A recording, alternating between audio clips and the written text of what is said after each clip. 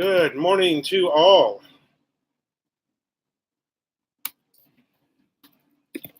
And happy Sunday from North Caloocan City. How's everybody doing? 7 p.m. Saturday night, West Coast United States. 10 p.m. Saturday night, East Coast US. How's everybody? K Bird, what's up, buddy? How you doing? How you doing? Mr. K Bird, you were just telling me that you keep missing the chat. Looks like I came on at a good time for you, huh? Oh, sorry. Well, it just seems like you can never, ever get over a cold virus here, you guys. What is that? Hey, man, thanks for joining. You're first. You're first in line. What's going on, K Bird? I forget where you're at. Where are you at, K Bird? Are you in the US? I get so many of my subscribers confused.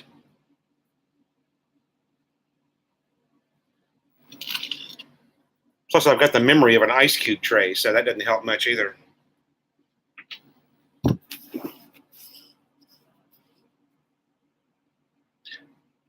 Temecula, that's right. That's right, man. You and I are from the same... I'm from Orange County, California. I forgot. You and I are from... I used to ride my motorcycle a lot over there in that area. Melanie and I were in a big riders group called Lifestyle Cycles, and we would come over... We would ride over the Ortega Highway, maybe once a month, one of the rides. They did a ride almost every weekend, but about once a month we'd go over the Ortega and go over to Tom's Farms in Elsinore, which is a cool little hangout. You probably know it, living in Temecula. Yeah, Tom's Farms. Kind of a neat place, right? There's, 8 or 10 restaurants there. Sometimes there's live music outside. It's kind of a neat place. It attracts a lot of bikers and riding clubs. So our riding club was in Anaheim, California. Well, of course, it's California, city of Anaheim. And I lived in Rancho Santa Margarita, so we would ride up. Well, you really got to watch this. This GoPro,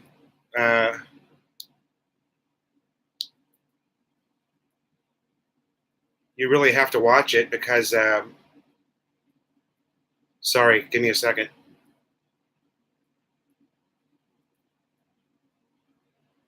If you have the voice control setting on, it'll pick up something that you've said or something the computer has said if you're watching a video or something, and it'll turn the GoPro on and start recording.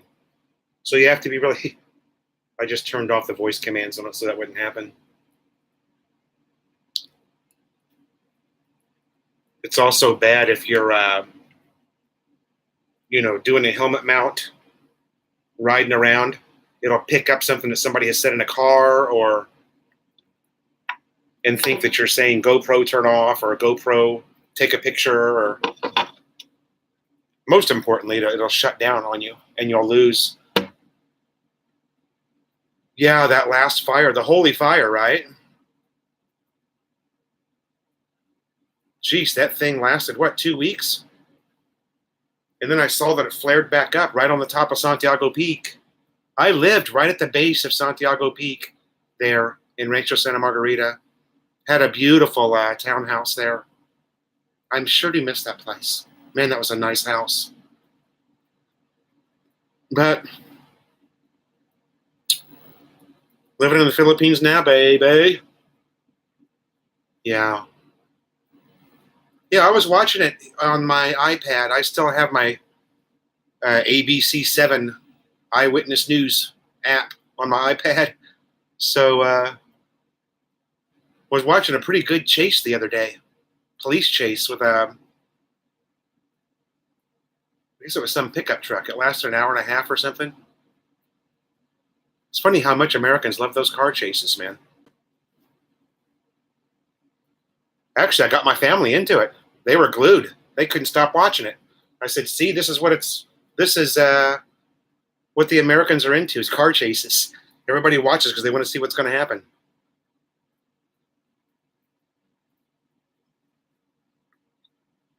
Kawasaki Concourse. Ooh, nice bike. XX Blackbird CBR. Honda. Oh, yeah, I remember the old, when I was a kid. All right, 3 people in the chat. If you're here, say hello. Yeah, Southern California is famous for car chases. Yeah, what else is Southern California famous for, K-Bird? Quite a few things. A lot of people say traffic, but I laugh at that. Living in the city of Manila, there ain't no traffic in California.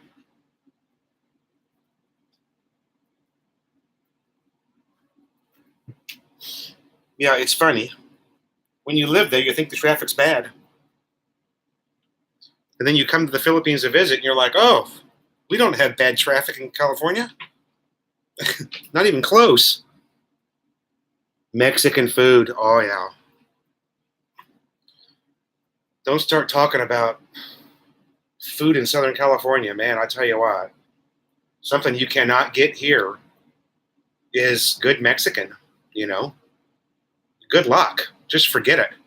It ain't happening. I don't know of any, not even one single authentic Mexican restaurant anywhere. I mean, maybe over in Global City somewhere on High Street, maybe there might be something over there. But I'm talking Santa Ana Mexican food, the real deal, baby. I'm not talking. Although in my live chat on Friday, we discovered where there was a Taco Bell. That's just stoner food. So I'm going to go visit the Taco Bell. Why not? TJ Tacos. I used to go up to Santa Ana a lot, and go into one of those little mama and papa restaurants. It's good food when there's no white guys in there. It's all Mexican people, all Hispanic, and there's no English anywhere. It's all Spanish. You're in a good restaurant.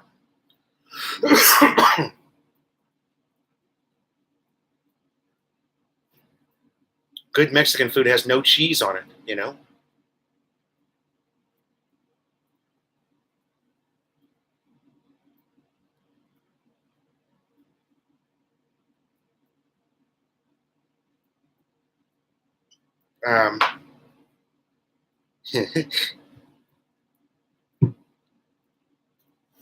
TJ Tacos. God, I haven't been down to Tijuana. I think my last trip to Tijuana was probably 2013 sometime.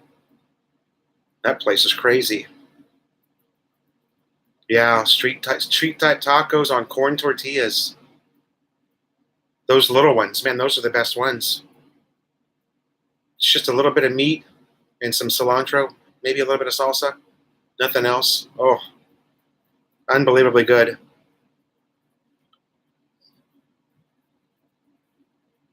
Okay, guys, we've got 4 in the room. It's showing. I guess not. We've got 2 in the room. Just me and K-Bird. Dangerous now.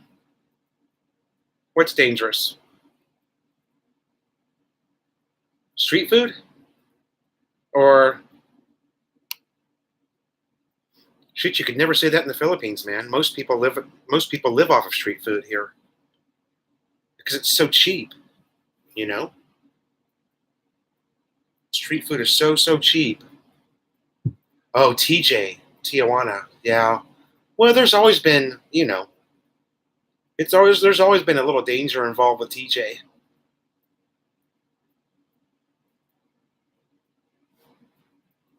TJ, I mean, actually reminds me a lot of the Philippines.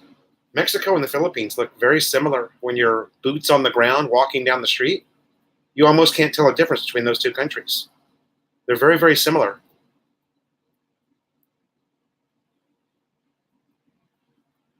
I like a place, that's got a little edge to it anyway. Speaking of edge, we were in squatters area last night, Bagong Silang. Oh my God. You talk about shocking, you guys. I didn't care. I was out there running around. We were out till 1 o'clock. We were at this karaoke party. Melanie passed out on the couch and slept for about 2.5 hours. It was fun though. Karaoke party. Your wife from Cavite. Ah, Cavite City. Very nice. That's Laguna Province, I think. Laguna Province. Haven't been down there in a while. Did a few videos down there a couple of years back when we first got the pineapple farm going. 22 years. Gene Clark, hello from Toledo City. Hello, sir. How are you? Thanks for joining. Happy Sunday morning. Just past 10 a.m. 22 years of marriage. Wow.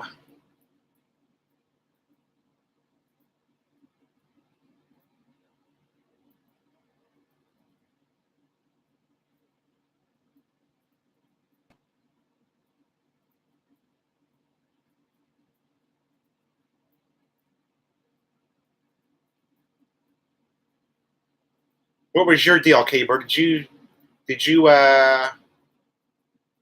bring your wife over to the U.S. on a K-1 visa?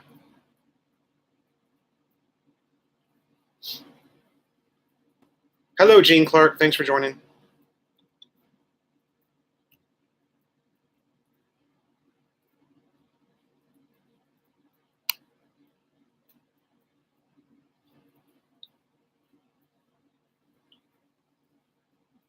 You never really know what time to go online, to go online if you're going to try and do a live chat. You never really know what time. I always seem to do pretty good, though, if I started at 9 a.m. here in the Philippines. I started a little bit later.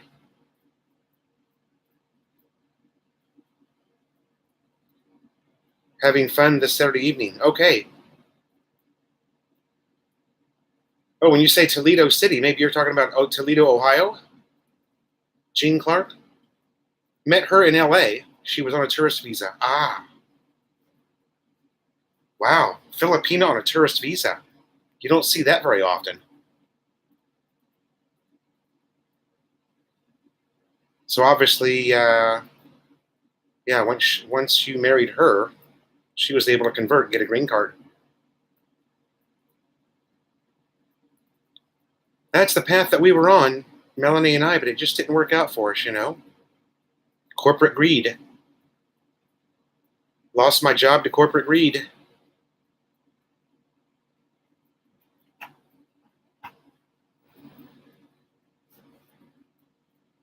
Yeah, okay, cool. Yeah.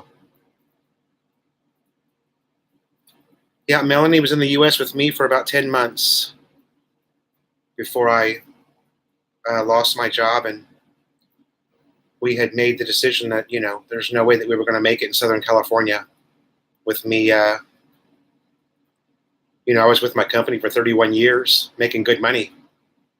And, that's what happens when you've got tenure with a company now. You've got a big target on your back. They want to get rid of you because you're making too much money. You're maxed out on the benefits, and you're costing the company a lot, Hell, I had 8 weeks of paid vacation a year with that company. So that's what happens, corporate America. So many companies do that now.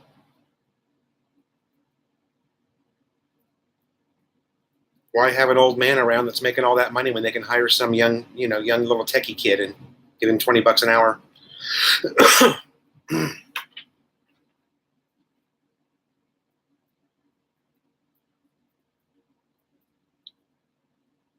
That worked out okay, so far.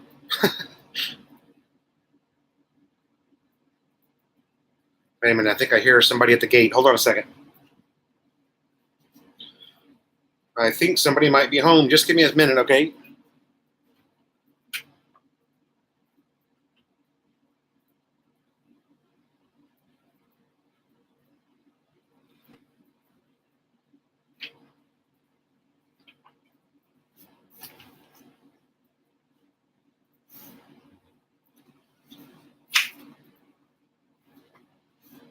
No, it was my neighbor. Never mind. Ah,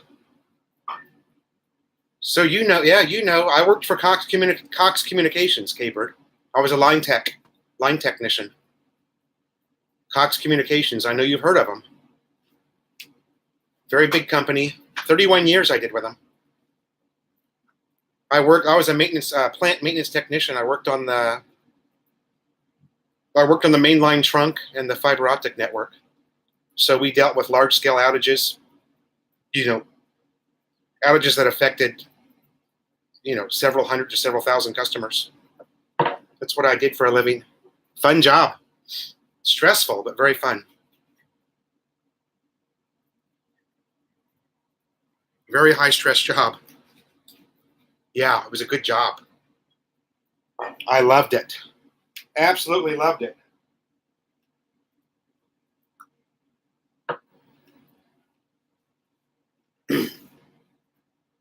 It paid well too.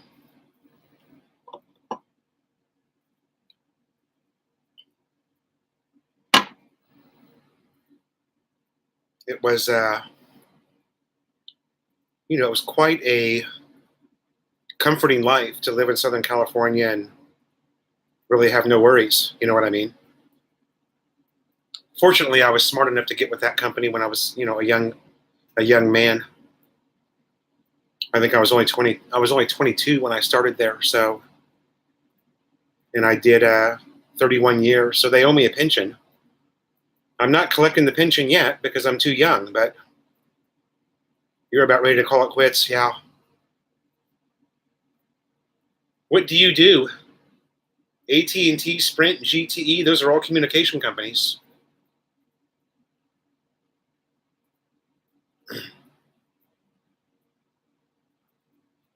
Seven people showing in the room. Say hello, guys, if you're here. I'm only showing two. It shows me 6 people in the room, but I can only see 2 people.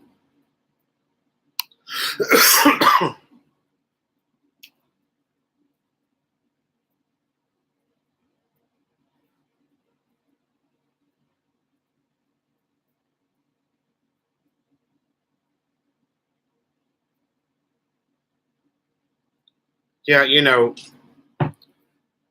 even there in Southern California, if you can make it to retirement age with your full pension, I mean, it's so expensive there. You're still gonna, you know,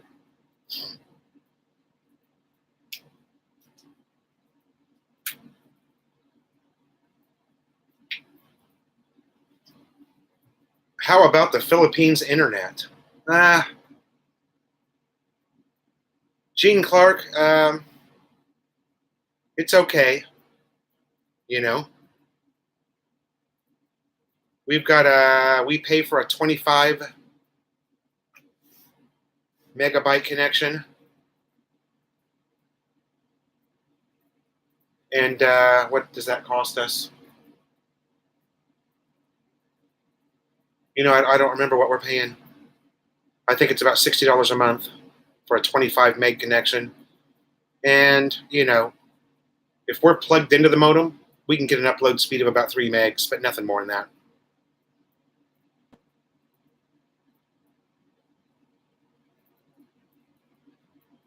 Operations manager. Okay. Yeah, my department was called network operations, so I'm very, very familiar. You and I have chewed a lot of the same dirt. I'm very familiar with that type of work. Building, maintaining the network.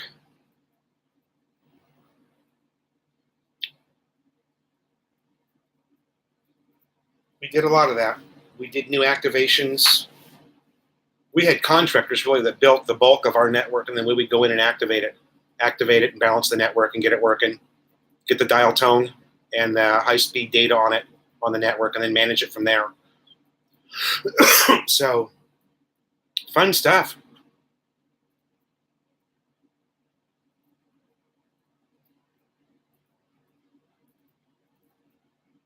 It's nice to be gainfully employed in Southern California. Such a great place to live, really.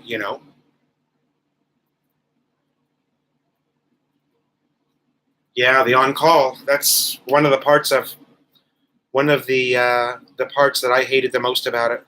Although the money that you made was, outrageous.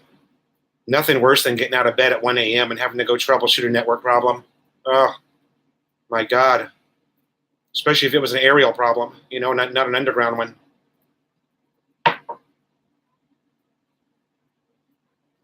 Aerial network problems take you twice as long to troubleshoot.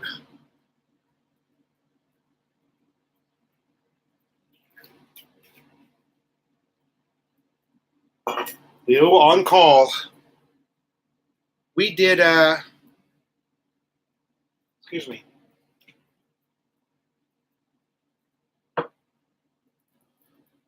I had call.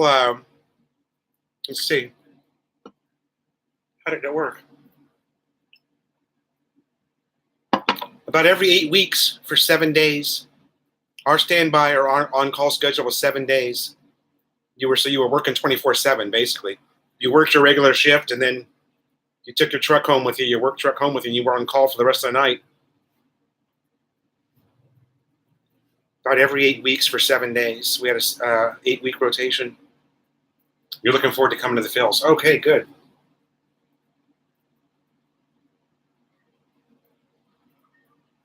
Yeah.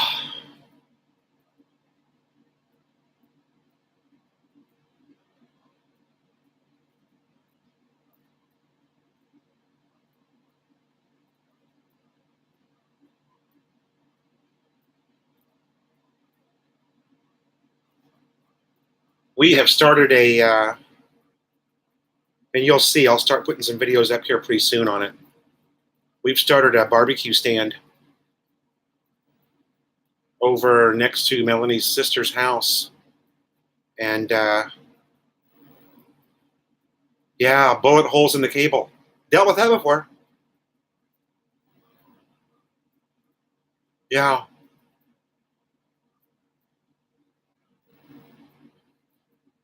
Gene Clark says the Philippine food is so good. All right. Yeah, they do have, they've got their share of good food here.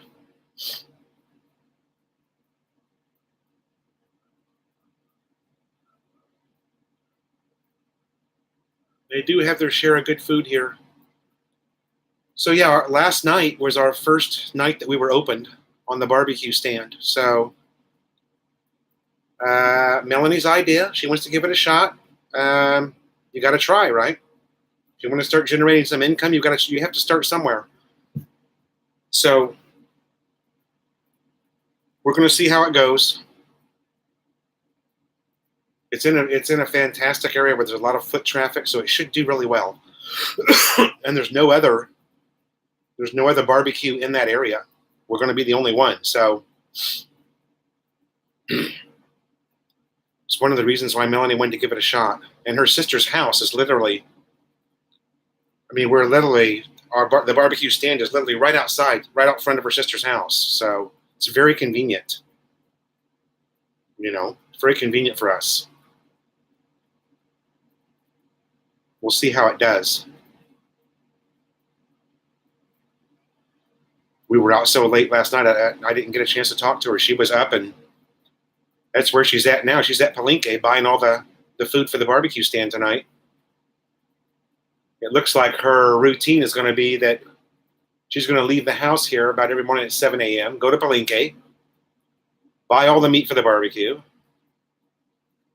go to her sister's house, put it on all the sticks and the marinade, and let it sit all day, and then open up the shop there about 4 p.m. or something, the barbecue stand.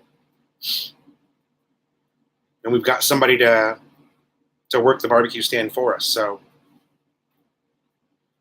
we're going to try, see how it goes. You got to get something going on. So Melanie was anxious to get it going on a Saturday night here in the Philippines because she says Saturday night is drunk night.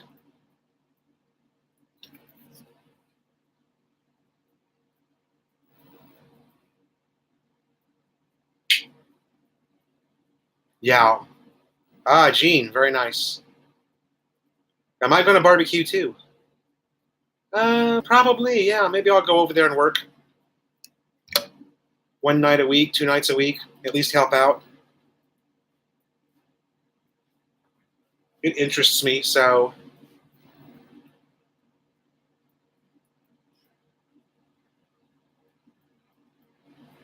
Melanie actually wanted to do we've had our eyes open for a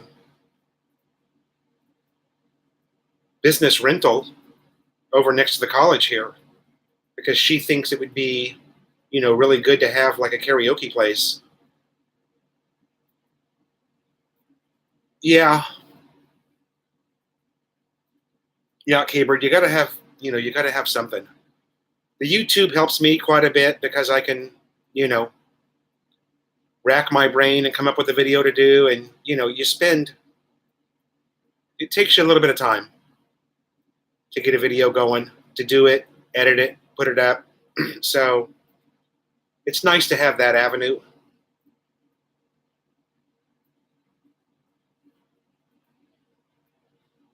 Hopefully I can grow it, grow the channel a little bit more. Excuse me.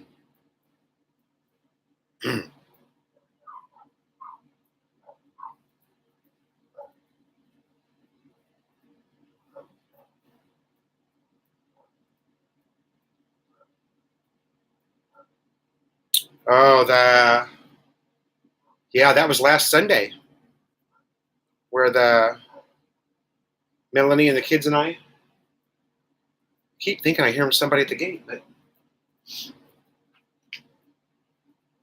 went to SM Mall and did some bowling and Zark's Burgers. That was fun.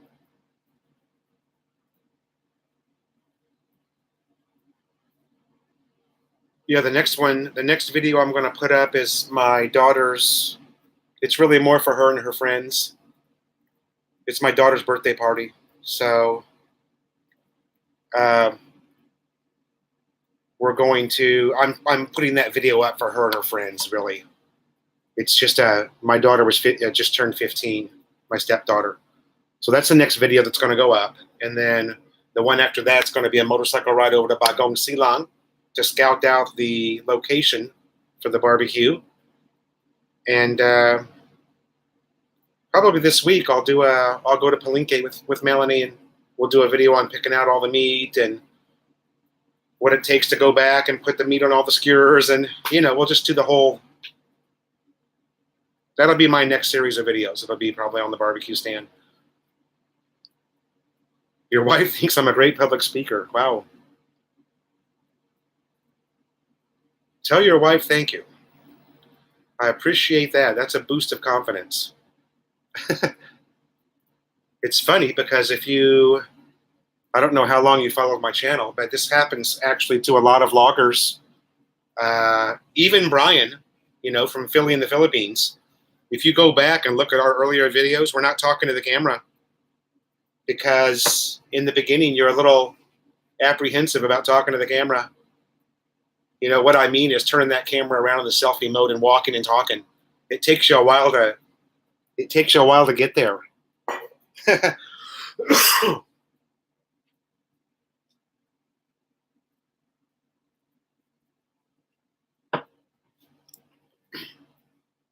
But yeah, you'll see my earlier videos that you never see me at all, and I don't talk.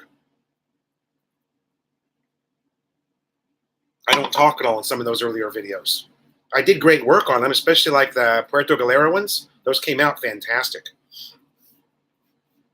Those were really good videos, but I was a little shy to talk at that time. Yeah, you get used to it.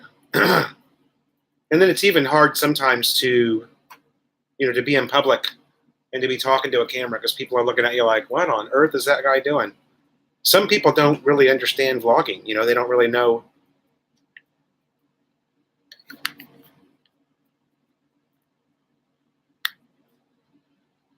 They look at you and go, who's that guy? Some narcissist. Wow. He thinks he's so cool.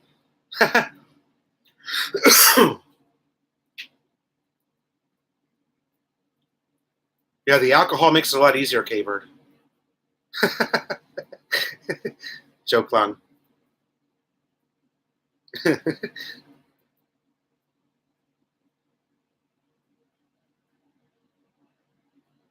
Yeah, yeah. You know, that's something I've got to remember is, and when I was so true. Ah, you agree. I think you're agreeing with the alcohol comment. um, where I lost my train of thought. Oh, what I was saying is, when I was still living in California, when I was a visitor to the Philippines, and I had the vloggers that I watched, I felt the same way. You want to see real life, and I forget that sometimes. I forget that sometimes you guys wouldn't hammer me if I just walked around the house and talked to the camera, or walked around the neighborhood. Just walk around the neighborhood and talk. That's what people are most interested in. I always uh, I always fear the channel getting boring if I don't come up with something new, But it's not always the case. A lot of times it's just the simple things that people like the most, you know. Pendleton whiskey. Oh, whiskey guy. Right on. Hitting a little whiskey. How do you drink your whiskey? Just over ice? You mix it with a little water at all? I always added a little water to it. I would put it on ice and add a little water to it, just to take the bite away.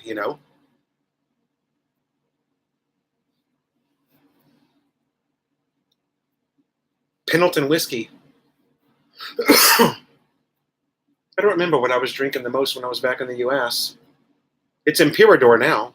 Oh, it's almost always Imperador here. It's so cheap, and yeah, same here. Okay, a little bit of water on ice.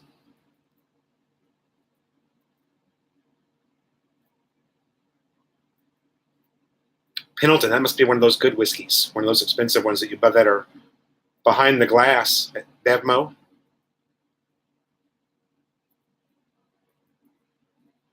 I used to be able to buy that kind of whiskey back when I had a knob. Yeah, I've had knob. Knob's good. Um, I used to buy that good alcohol right out of the locked up glass case in Bevmo. And then my last 4 or 5 months in the U.S., I was so poor, waiting for my house to sell so I could get out of there and move here. I went to Jack Daniels. I was drinking JD, baby.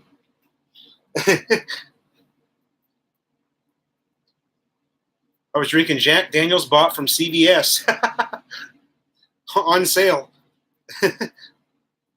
Oh my God.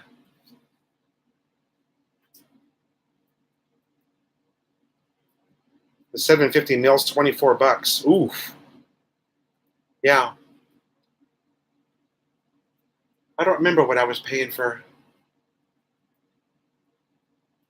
I don't remember what I paid. Jack Daniels is pricey though. Oh, really? I thought Jack was the cheap stuff.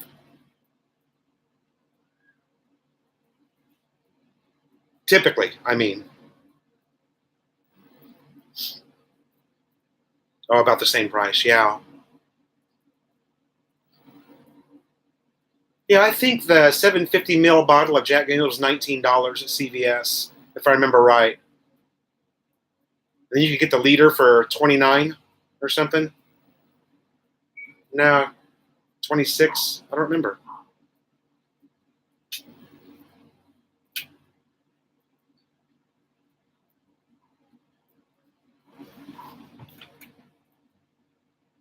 I don't remember what it was back then.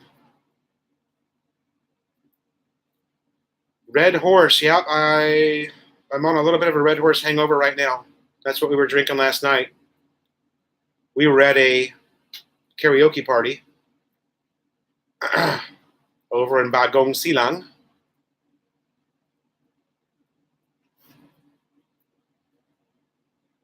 We got there probably about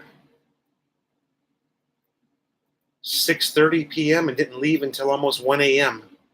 So, yeah, we tied one on.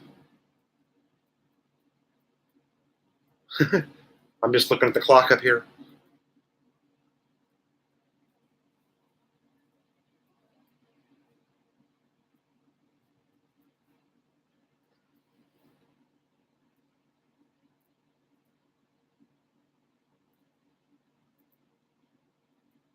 It's beer.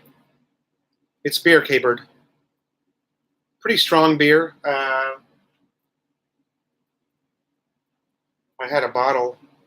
I normally buy the liter bottles, and they're a liter of Red Horse. I think it's 6.8% alcohol here in the Philippines. So that's pretty high, comparing to beer in California. But a liter bottle of Red Horse is 78 pesos. So that's what, $1.30, something like that. No, it's gonna be closer to $1.50. Sorry.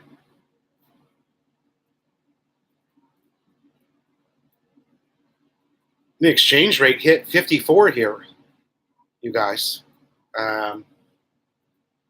Today's Sunday. I think it was Thursday. It hit 54. Dennis Brock.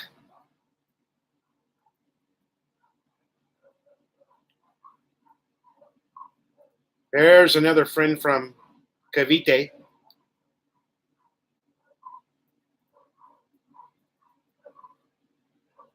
Yeah, K-Bird, it's 6.9%. Rory Thomas, how you doing, buddy? Thanks for coming in. Okay, K-Bird. Thanks for coming in, Rory. Thanks, Dennis, for joining the chat. How you guys doing? What is happening in Cavite? Dennis, any rain down there? It looks like we're going to get rain here today. Yesterday was awesome. It was like a summer day yesterday here, North Caloocan. Beautiful sunny day. It was almost like summertime already. Yeah, it just started. Okay. That means it's coming my way. Weather travels south to north here. You can just send me a text when it starts raining at your house, and about an hour later, it'll start raining at mine. I think that's about how it works here, Dennis. The weather always seems to travel north here when you watch a satellite. Somebody gave me a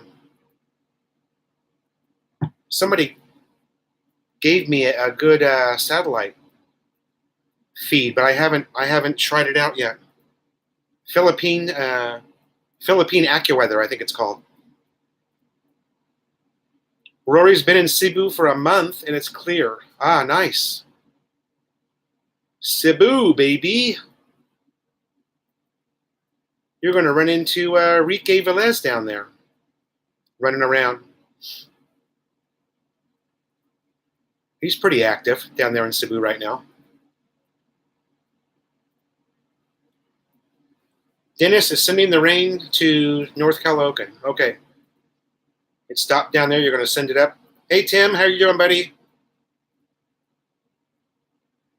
My very good friend, Brian, is also in the room. Good morning, Brian. How are you, buddy? Brian from Philly in the Philippines. My very good friend,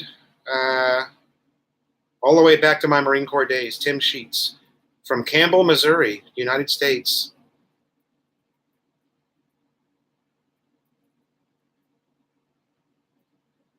Campbell, Missouri. Kevin Wallace, good morning. Thanks for coming in. Kevin, my girlfriend is going to Laguna for the day. Oh, hope the weather's okay.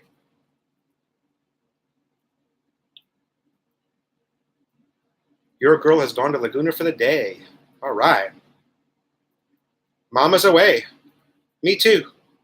Melanie is at Palenque buying stuff for our barbecue stand that we started. We started a barbecue stand, Brian. I haven't done a video on it yet, but last night was the first night.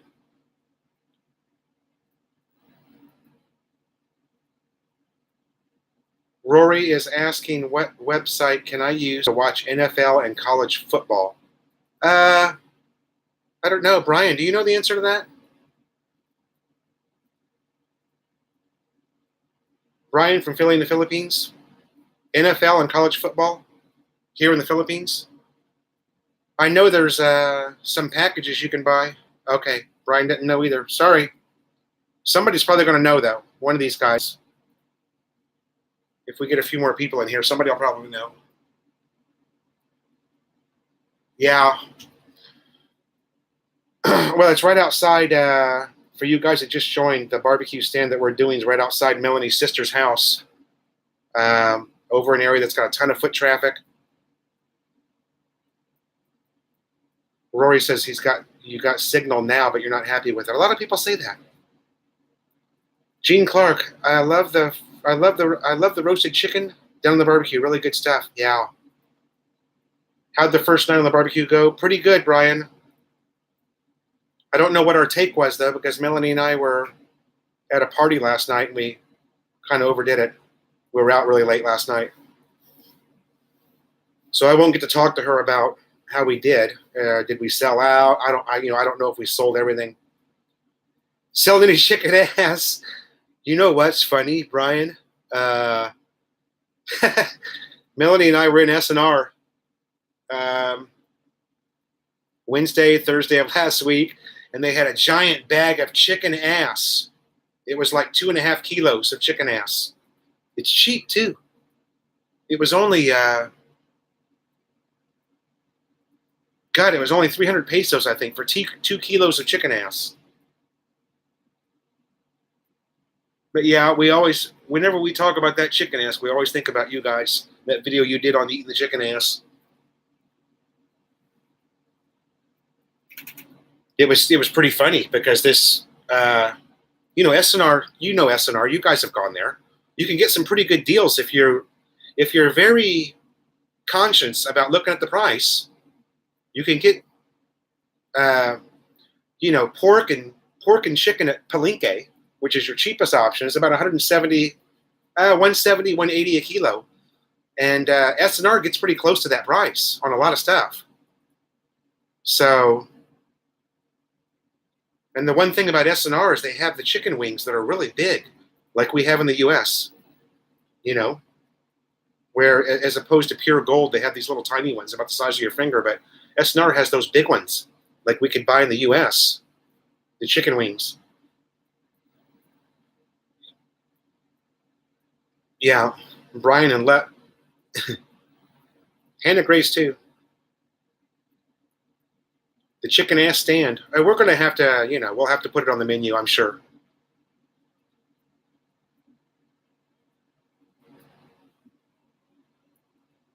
Yeah, Palenque is always going to be cheaper, Brian. Always. But what I was saying is, S&R gets really close to the Palenque price sometimes on the per kilo rate of pork and chicken. So you wouldn't think that you would get a good deal, because I always compare S&R to Costco in the U.S. And Costco in the U.S. wasn't a cheap place to shop. It was one of the more expensive places to buy food in the U.S. A lot of people think it was cheap, but it wasn't. If you compared it to sorry guys, the chat's moving. The chat's kind of freaking out. Hold on. Rory Thomas. Okay, I've been to 2 Jollibees, Chow King, and some local street carts. Why do they not sell fried chicken breasts? Sell the same thing in China and Japan. Fried chicken breast. That's a good question. I think that you can get the chicken breast at Jollibee, but they make you wait a little bit longer for it. That, you know what? That's a good question. Even it's called ribs. Dennis says it's called ribs. They only sell dark meat. Yeah, you're right. And I like a chicken breast. I like the white meat chicken. Yeah, like the street vendors. I've seen it at the street vendors. But Melanie says to be careful with a lot of the street vendors because of the oil. The oil's not good. She would rather buy it from like an Andox or something like that. You guys know Andox, the restaurant? Not fried chicken, but more of a restaurant. We have some different restaurants around that sell the fried chicken, not just the street vendor. Only at KFC. Yeah, KFC always has the white meat. The big pieces of white meat. We had fried chicken from McDonald's yesterday. And Melanie was out for the whole day, and we hadn't taken anything out to cook, so I just ordered takeout, from McDo. And man, the chicken was good, you guys. I never had it before. It's not as good as Jollibee, but it was good chicken. Rory Thomas, I found a place in Cebu that will sell whole turkeys. Cebu, that will sell whole turkeys. Wow, that's cool. I thought that I saw turkeys at S&R too. Maybe I'm wrong. Maurice LeBlanc, thanks for coming in, buddy. Is the garbage can on the street in your neighborhood like we have in the U.S. or Canada? Maurice LeBlanc, interesting question. The trash collection comes here twice a week, but the problem with it is we never know what day they're coming. There's no standard here for the trash collection. You just have to hope that you're home, and then you run your can out there, and they take it for you. But there doesn't appear to be any standard here for garbage collection. We thought we had it figured out that it was Thursday and Saturday for a while, and then one day they came on a Sunday. So you never know when the hell they're going to come. Fortunately, we're home a lot, or there's at least somebody here, because if you miss garbage collection, as you guys know, it's tough here. There's a lot of bugs. You want to get rid of your garbage every week if you can, because it's a tropical environment. There's a lot of bugs here. We deal with tons and tons of ants, several varieties of ants, rats. The street is the garbage can. Well, in some places, yeah, that's Tim Sheets recycled oil. Recycled oil and oil that's just not cockroaches. Yeah, Brian, there's some big ones, right? Shit, we have silver dollar size cockroaches here, you guys. The chat keeps flashing. There are turkeys at S&R. That's what I thought, Dennis. I thought I saw some just the other day. K-Bird, I am from Olongapo. See, I have to go. If I want to go to Olongapo, I've got to go north almost to Dau, Angeles City, and then head south.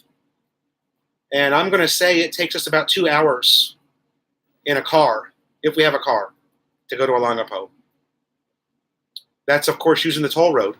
That's not using MacArthur Highway. That's using the toll road. 2 hours.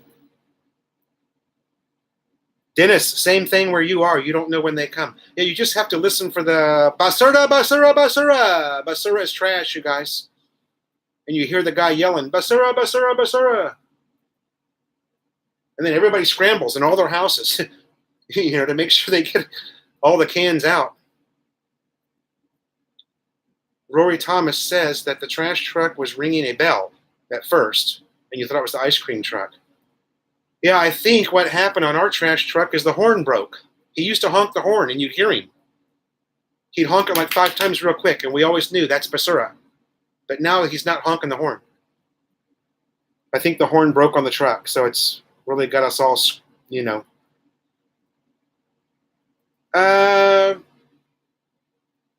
Not necessarily inside the house, Jose pins, but you got to remember we're in a neighborhood, so you can't.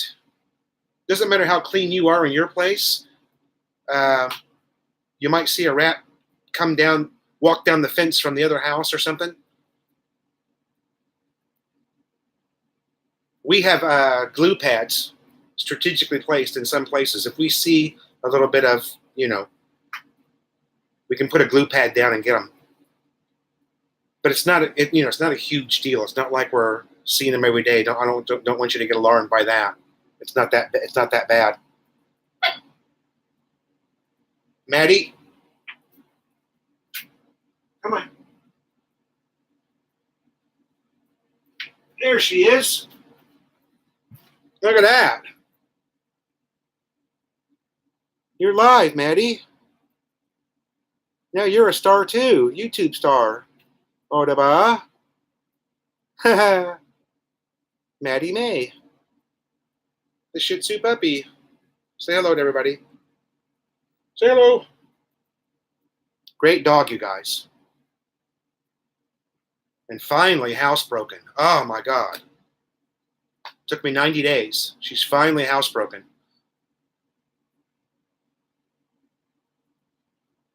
Cooking oil gets recycled and resold.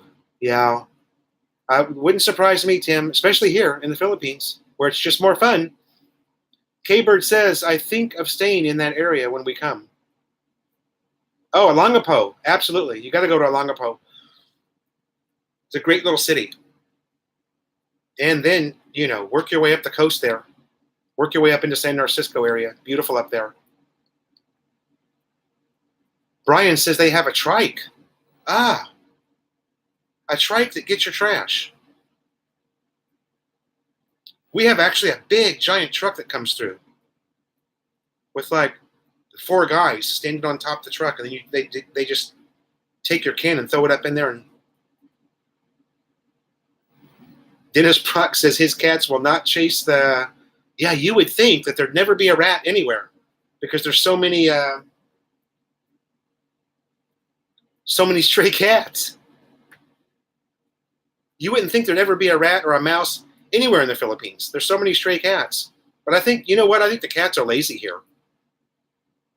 I think they have a very bahala na attitude, the cats here.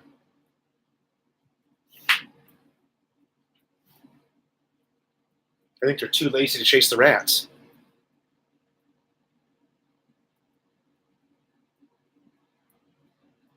K-Bird says, I used the big rat traps and caught one a couple of weeks ago. Yeah. The jungle here is, Roy Thomas, the jungle here is fighting to take over every day. I see construction sites that are getting taken over by vines and other plants while people are still working on it. Yeah. That's true, man. Things grow so fast here. Slim Jim, good morning, or good night, or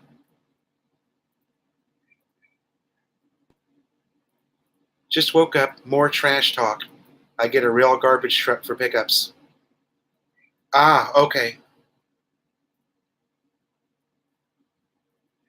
The dogs don't chase the cats. Yeah, they kind of live in harmony. Although Maddie here, our little Maddie, she ain't having it with no cat. And I think it's because she's a puppy and she's just developing her sense of territory. And she doesn't want anybody around the house now. She just started doing it. She just started chasing the cats off the property if they come in. Where when she was a puppy, she'd just kind of look at them. She just kind of let them pass. But now she gets pissed. She starts barking at them and chases them out of the yard. But she's just developing that, she's growing up. She's leaving puppyhood and becoming a dog already. It's only 5 months old.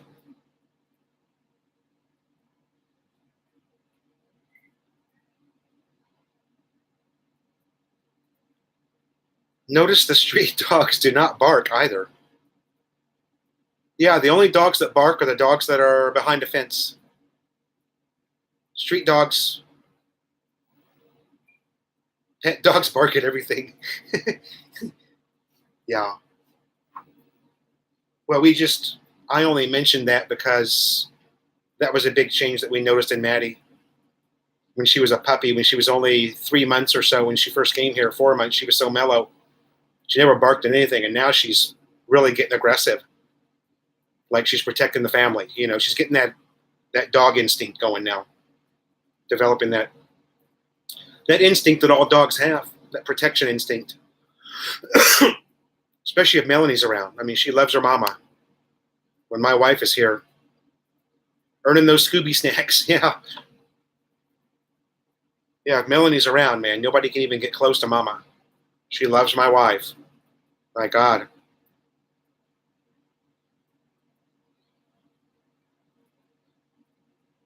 It doesn't matter where Melanie's at in the house. Maddie's right behind her, right on her heels. Brian, with all the street animals here in the Philippines, you don't see any roadkills. I've always said that, Brian. I'm always astounded that you don't see 10 dead dogs a day. Because there's a dog sleeping right on the white line of a busy road. And he's there, There's trucks, construction trucks, a foot away from him, breezing past his head. He's just sleeping there. It's amazing you don't see more dogs. They're very, very smart. They know to look both ways, that's for sure. They always look both ways before they cross the street. Right, Brian?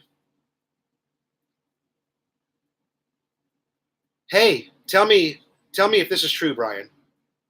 You do a lot of walk-arounds, buddy. You don't see any dead dogs, but how many dead frogs? How many squashed frogs do you see in the street?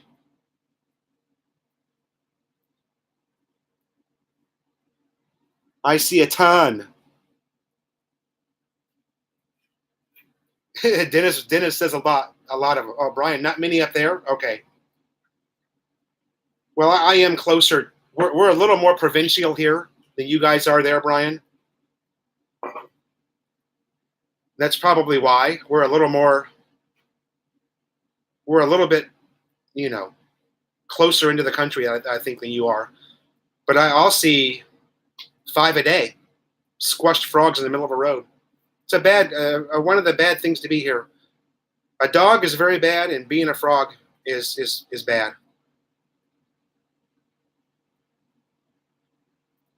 Brian hasn't sold a demon car yet.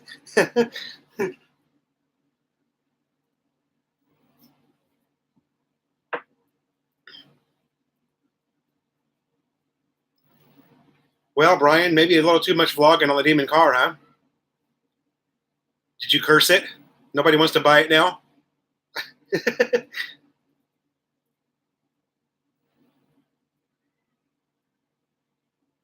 Must be the area, yeah. It's the area, Brian, because we're just right on the edge. I mean, that's another video that I'm going to do. I can literally walk to the province from my house. About 10 minutes. I'm 10 minutes from absolutely nothing. So we're right on the edge here where we live. Slim Jim, we have bullfrogs, and they end up on the barbecue. Oh, bullfrogs. We have some giant frogs that just... I had to rescue one day. Had jumped in the basin with the downy. He's just swimming in there in the downy. God, Melanie told me you should have put that on video. I actually saved a frog from drowning in downy.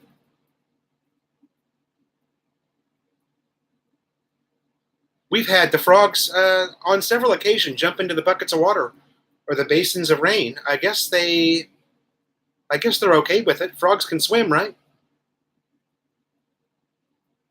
This guy was probably in the downy basin all night long.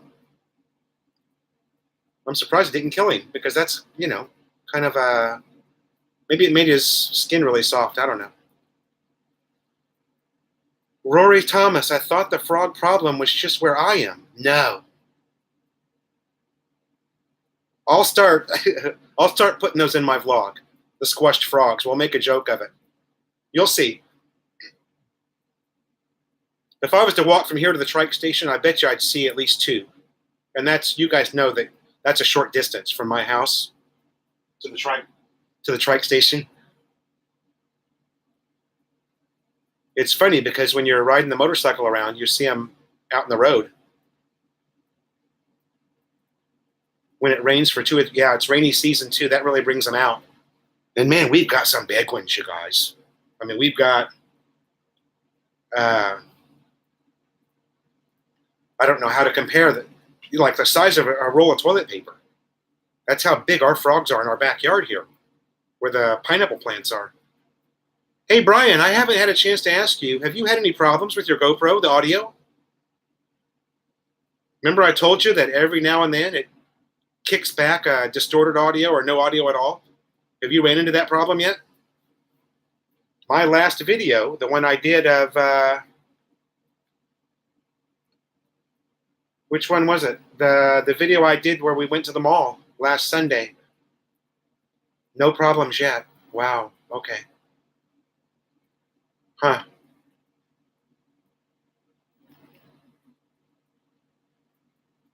So it's not it could just be something isolated to my camera. That's a bummer. Thankfully for me, it doesn't happen that often, but I had a video where more than half of it was distorted. And it's just this really loud buzzing sound. Instead of the correct audio, it's a really loud buzzing sound that plays back. Hasn't happened to you yet. And you're using your GoPro every day, right?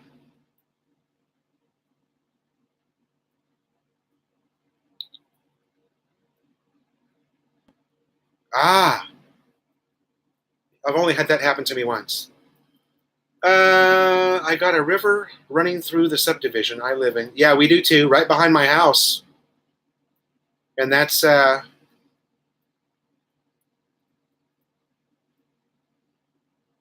Rory Thomas, the H5. Hero 6. H6, Hero 6. Brian's using the same one now. I bought mine in the USA and brought it here. And probably, although this last time, it's been a while since it happened, but maybe 10% of your video will come back distorted, meaning no audio. So you have to hope it's something you can dub music into, or you've lost that recording.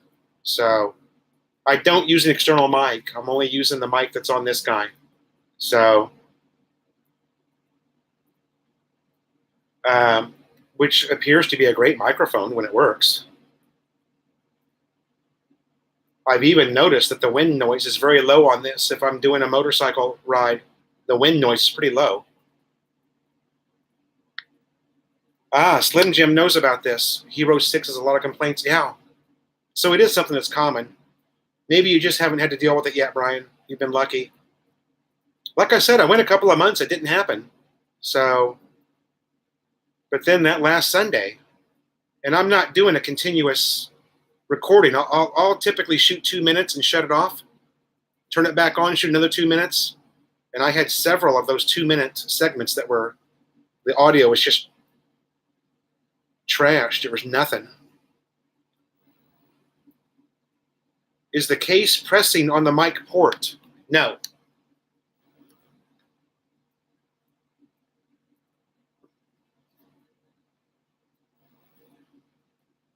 It's not. The case is actually a GoPro case.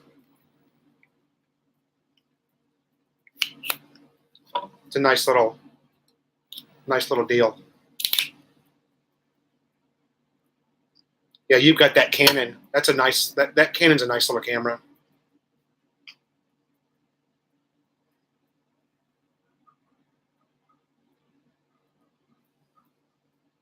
GoPro magnetic interference. Well, it kind of sounds like some kind of a magnetic interference. It's just a really, almost an electrical sound, electrical buzz. The only thing I can think of in the future is to shut down the camera and then reboot it. just like a second time, just to make sure. You guys are rich? No, I'm not rich. I'm far, far from being rich. There was a time in life when I was well off, but metal plate in your head.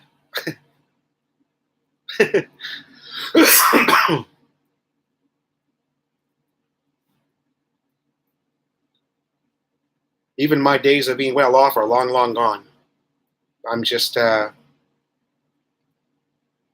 living okay now. Slim Jim, wealth is just a matter of perspective. That's true.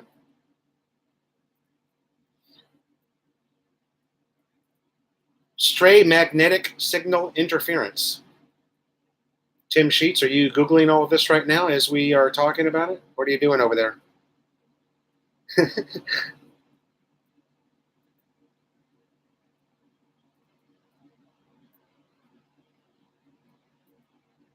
Oh, did I ever show you guys what I had made when I was over in Barrio Barreto, Alangapo? Brian says he's not rich, but he's happy in life now. Yeah, I am too. I am too, Brian. Although it's been a bit of a struggle for me, to be quite honest. I'm at 9 months here now, and Dennis Bruck says him too. I'm adopting the Bahala Na attitude. So thanks to Tuk Tuk and just some other people I've talked to, I've got to realize that it is what it is. You gotta go. Yeah, you just get, the place just wears on you. It really does. This place just wears on you. And then for me, Brian, I've got the whole, language barrier that I'm dealing with big time here. Because my family, I never hear any English in my own home. So it gets annoying, but it's okay. Rory Thomas, a roof and food. Well, yeah, this is your place. No, are you passing by something that's interfering?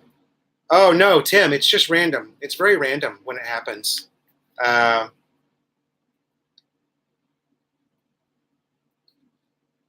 I keep connecting it to the internet to see if there's an update, But like Slim Jim said,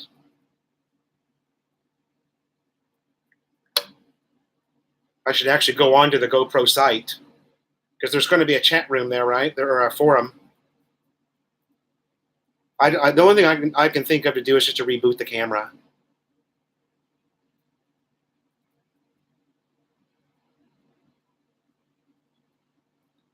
It's the only thing I use. I don't have anything but this. So I need to, thankfully it's not a big problem. Like I said, 10%, occasionally 20% of the video comes back that way. So it's been a while since it happened. We probably haven't had that issue in a couple of months. So it's just so random when it happens. I don't know.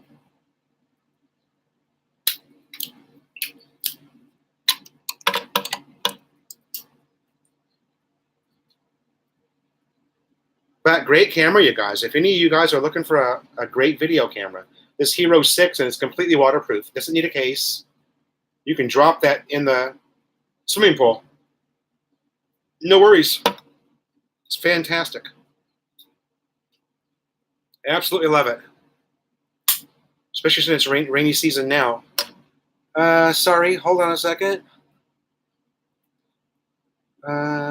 Dennis Brock says, me too.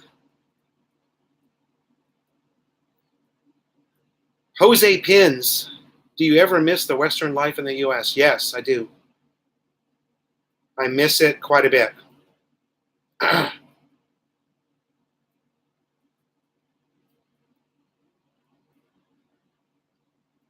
What I miss is the food. I miss I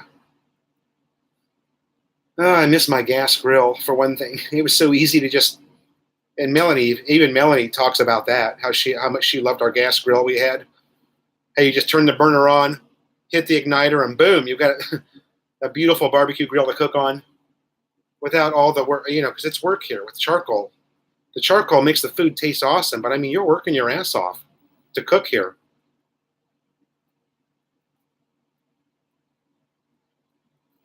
I miss of course, I kind of lived in a foodie area, Southern California. I miss the so many varied food options that I had in the U.S. K-Bird, there are gas grills here, but let's see. I found my actual gas grill at Ace Hardware, and it was damn near 50,000 pesos, almost $1,000 for the same grill that I paid $300 for at Home Depot in the U.S. Yeah, that's no lie. 50,000, almost $1,000. So Melanie and I are curry pots, right? Curry pots cheapskate. And we said, the hell with that. We'll just buy charcoal. And you can always get one of these one of these little USB fans. The greatest thing for lighting your charcoal grill here. Works like a charm, man. You see that?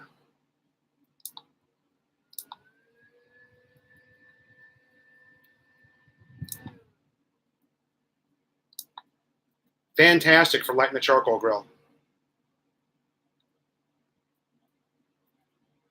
Yeah, Brian. Yeah, that's true.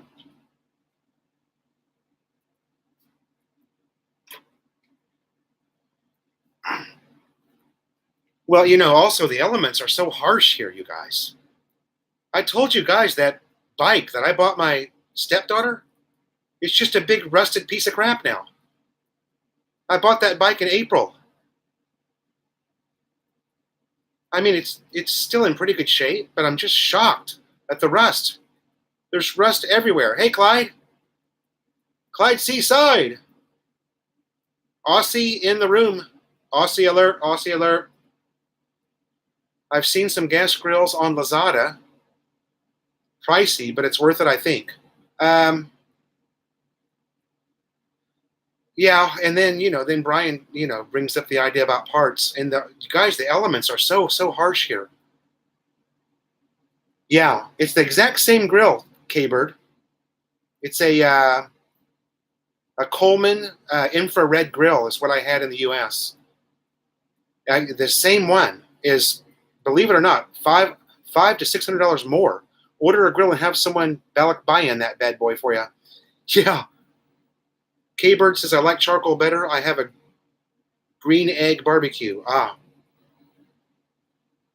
You need a fan while in the bathroom. Nah. What is the difference in the variety of rice? Hey, Clyde. What is the difference in the variety of rice? Well, here in the Philippines, they actually have rice that's fake rice. It has plastic in it. So your much better rice is Thai jasmine rice, it's called. And that's what we buy. We buy jasmine rice. And then there's cheaper rices that are grown here locally. Use YouTube to find how to build your own. Build your own gas grill. Very smart. See, Tim Sheets is a country boy. He ain't going to Ace Hardware to buy no stinking grill. Roy Thomas says, Maurice, I have no idea. Rice is rice to me. Oh, no, not to a Filipina. A Filipina will know right away. Melanie knows bad rice. If we're out somewhere, and she's like, this rice sucks. I'm not eating this. And to me, it looks, you know, kind of the same, but she'll go, I ain't eating that. WD-40. Yeah, I tried that, Clyde, on the bike. I just need to keep, you know, just wipe it down. I think that's the only thing I can do to slow it down. I don't know anything else I could possibly do to slow the rust down.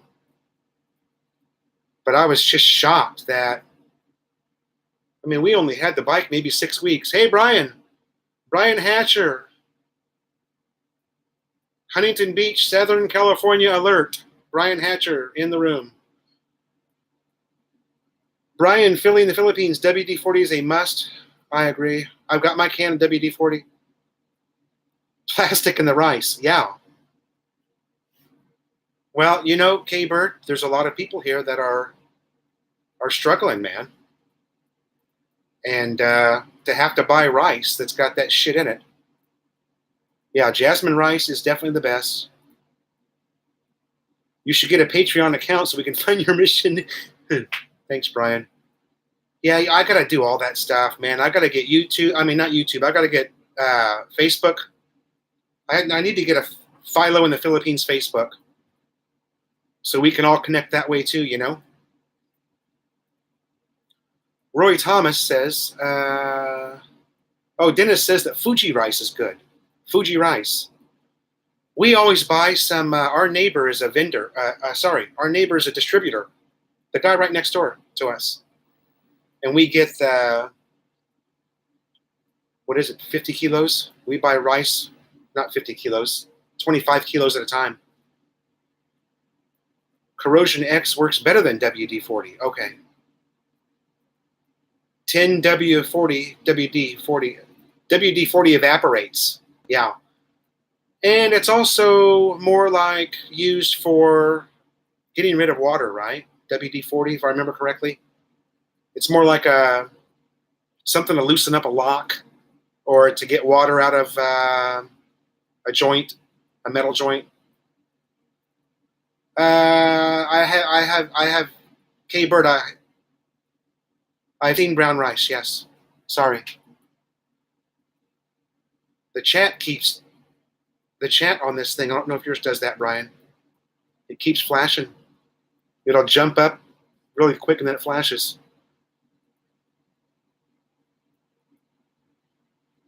Hey, thanks for coming in, you guys. I really appreciate you coming in. Happy Sunday morning in the Philippines. It's Saturday night for most of you. Most of you are Westerners.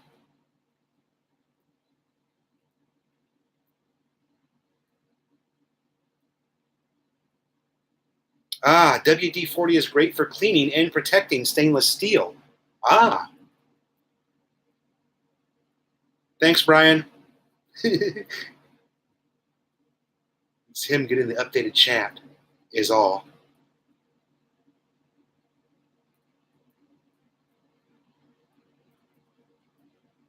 $12:41 Saturday afternoon. Huh? Wait a minute, Clyde. What time is it where you're at? I didn't think there was that big of a time difference between... Oh, Sunday. Okay. I'm thinking, what the hell? I thought we were much closer in time than that. You guys are so close to the Philippines, Australia. It's 12:41 on Sunday. A 90-minute difference. Well, that's strange. 90 minutes, an hour and a half. I always thought that it was an even... I always thought it was an even number. That's probably because you Aussies drive on the wrong damn side of the road. That's why it's 90 minutes instead of an even hour or 2 hours. Jokelan. It's him getting that updated chat. Okay. Yeah, 8:11 p.m. in Southern California. Southern California. I do kind of miss Southern California. The look on your face doing the math was pretty good. 90 is even. Yeah, that's true. That's Australian even. 90 is an even number.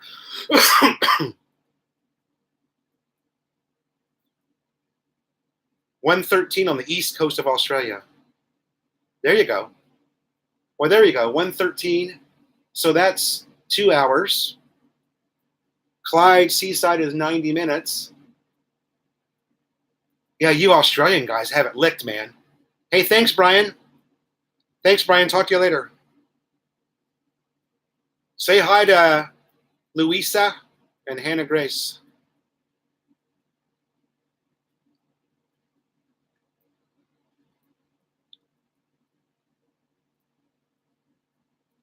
Australia has 3 time zones. It's 2 hours different on the East Coast, and the West Coast is the same as Philippines. Ah, yeah, the West Coast is the same as the Philippines. Yeah, you Aussie guys have it made. You don't have any jet lag when you go to the Philippines or nothing. It's not like leaving Southern California and going to the Philippines. Adelaide people are different and they will not cooperate. Is that true, Clyde?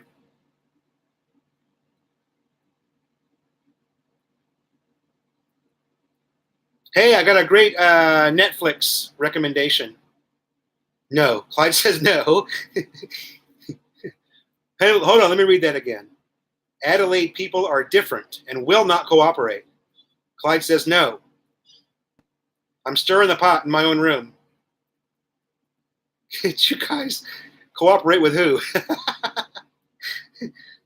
Oh, hi to Liberty as well. Yeah, Liberty the cat. Liberty the cat from Philly in the Philippines. And then we have Maddie the Shih Tzu from Philo in the Philippines. Maybe we should exploit our animals a little more often and get us more views. A lot of people are pet lovers, right? You guys?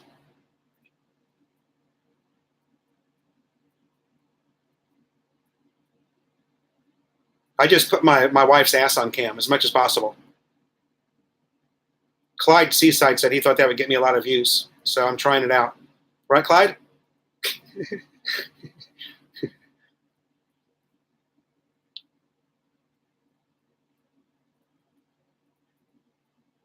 17-hour flight from Houston, Texas to Taiwan.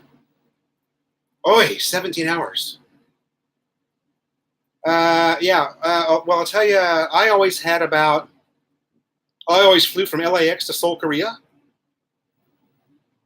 And that was typically 12 hours, 12-hour flight, LAX to Seoul. And then it's 4 hours from Seoul to Manila. I'm joking, Clyde. We think it's funny. Melanie, a lot of guys would get in trouble for that, but Melanie kind of thinks it's funny. She's got a great ass anyway.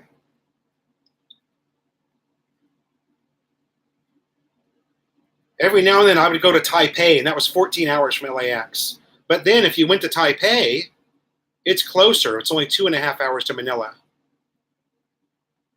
Right? Only 2.5 hours.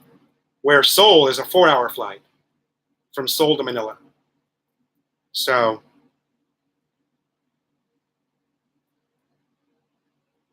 I guess that's one thing about living here. You don't have to worry about that flight anymore, right? I never thought it was that big of a deal. Asiana Airline is great. They've always been so good. And so is EVA. EVA was the other one. EVA Air is they're based out of Taipei, and they're also very, very good airline. I've never flown anybody else, so I could never recommend anybody for you guys other than those two. And every trip was fantastic. Beautiful girls working on the airline. K-Bird says I'm a lucky man. All right. The last trip was 7.5 hours to Kuala Lumpur and then 4 hours to Manila. No shit. You have to go to KL, Clyde, before Manila? There's no connector from Sydney or Perth, either one. You'd think there'd be a direct flight. That almost seems odd going to KL. Well, no, I guess not. Well, you're going south. No. Actually, you're actually going north. I see. 7.5 hours to KL and then 4 hours to Manila. So that's still a pretty good flight. But you're not losing. You're not losing any time on that, right? So you can do that flight. You could do a 6 a.m.er and get in here at noon. Or no, sorry, that's not right. You do a 6 a.m. flight or something and get here by 5 p.m. Something like that. Oh, there are directs. Okay. Was that the Cheap Charlie route, Clyde? Going through KL? Cheap Charlie route?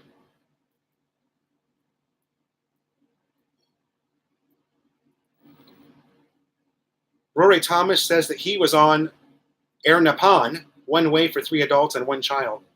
$2,000. Let's see, one way for 2 adults and a child. Or is that 3 adults and a child? 2,000. One way.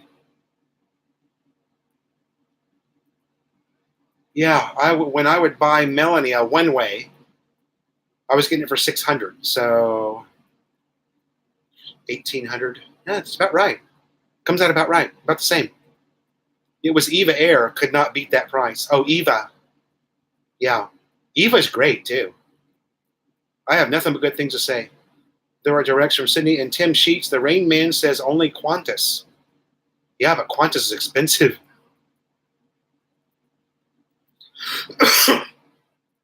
You know what's funny, you guys, is nobody, unless you're an international traveler, you don't know how shitty or how bad the American airlines are. The American Delta, American Air, you don't know how bad they are until you've flown an Asian airline, like an EVA or an Asiana, where you're treated like a king the whole flight. People don't realize how bad the United States air travel is. Oh, flying Malaysian Air. Ah. He lost 37 seconds on the flight, Rory.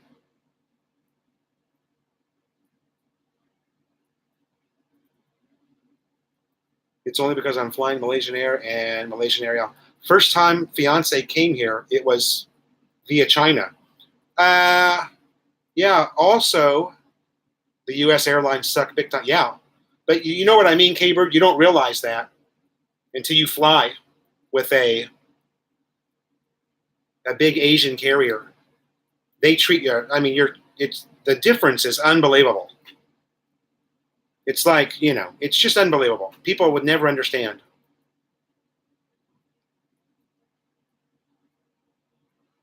Roy Thomas says you love Southwest, but the food on the Asian airlines is way better. Southwest is a pretty good carrier. Yeah, so is Alaska. Alaska Airlines in the U.S. Whenever I would visit my sister in Seattle, I would fly Alaska, and they were pretty good. But it just nothing compares to an Asian airline as far as service goes. I mean, as far as service. And then, of course, if you love Asian women. Kevin Wallace says, I have flown internal in the States, and their planes are getting a bit old. Yeah, Kevin. Dennis said he used JAL to LAX, and then a U.S. airline was bad to Oklahoma City. Japan Airlines to LAX. Something that used to always come up for me was China Eastern Airline. And they would go up to, I think they'd fly from LAX to Shanghai. And then you would lay over in Shanghai and come down to Manila, if I remember right. But they had some really cheap flights, but there was always a lot of complaints about China Eastern. So I never took them. I'm real loyal. I always stay with, if I get with an airline that's good, like Asiana, I've flown Asiana most of the times, and they are good. I'm real loyal that way. I'll just stay with them, Clyde, I just booked on Philippine Airlines for $545. Yeah. That's a good one-way price. That's a return. No way. You got $545 return? That's a good price. I think the cheapest I ever got return was $700. Oh no, that's not true. I got like a 600 something on Asiana. The smaller the airplane, the more they care about the passengers.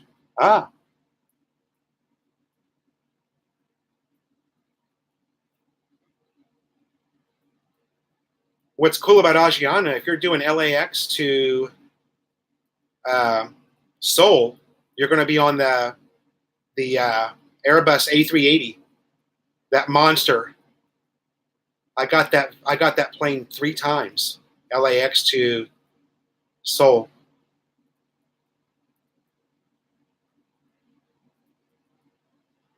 Asiana does not have a direct flight. The only company I know that has is PAL. Melanie has taken. I put Melanie on PAL. God, 2 or 3 times, just so she didn't have to deal with any bullshit. You know, she could just fly direct. Especially when she came to the U.S. on her K1, I had her on PAL. Not overly expensive either, really. You know, Philippine Airlines, considering it's a direct flight. Although I probably only felt that way because it was a one-way. Those were one-way flights I was buying.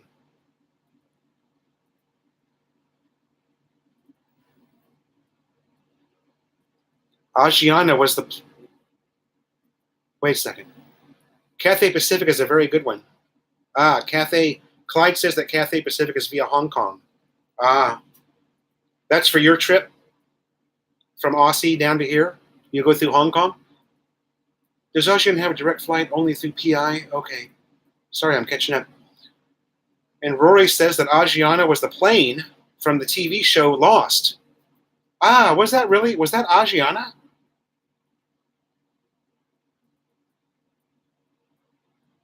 That show was bizarre.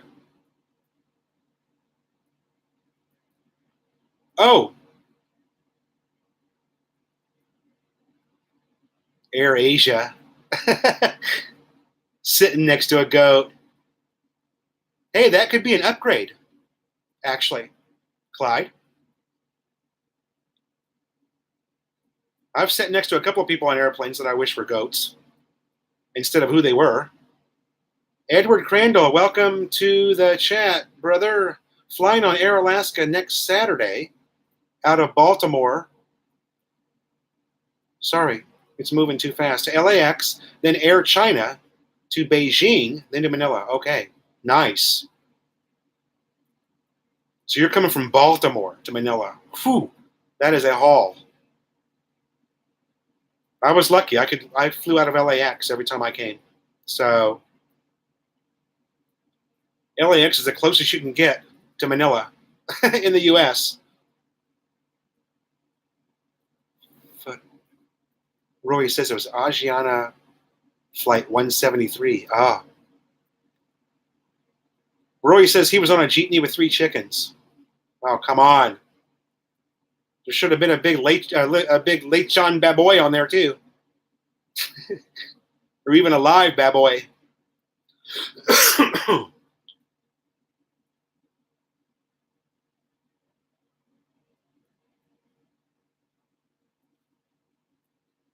Just a second, you guys. I think I got somebody at my gate. Just a second. I'll be right back. Sorry.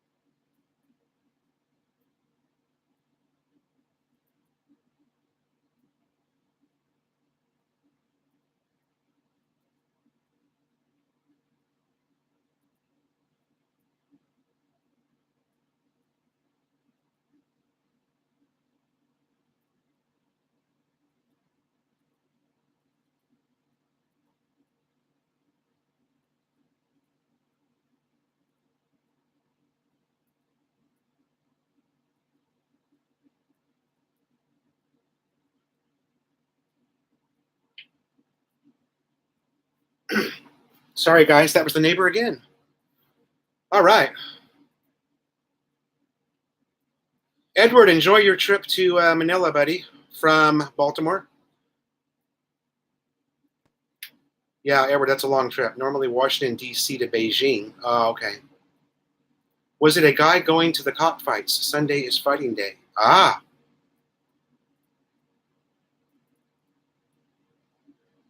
Yeah, those could have been fighting cocks and not chickens.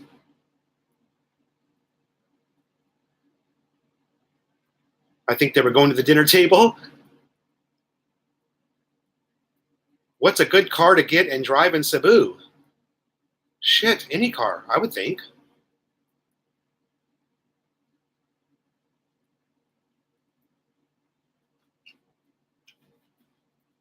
I see a lot of cool cars here in the Philippines.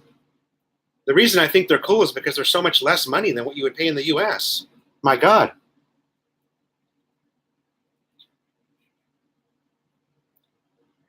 There's a van that Suzuki makes and sells here in the Philippines called an APV. And it's really cool. Check it out, you guys. Suzuki APV. And I think it's only, last time I looked, I think they were going for about 15,000 USD, brand new. And it's a nice vehicle. It's got clearance. It sits up, you know. You kind of need clearance here where I'm at because some of the roads are, you guys know. You guys know that have visited here, especially Clyde, in this area. It's hit or miss.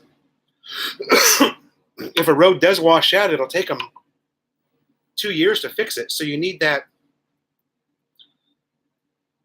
Rory says, oh, Slim, I think they were going to the dinner. Rory says he needs an automatic transmission. The wife cannot drive a standard. Something small to zip around the traffic. Some of the roads are goat tracks. That's true, Clyde. Although, you know, I've got to say, the area that I live in is really not that bad.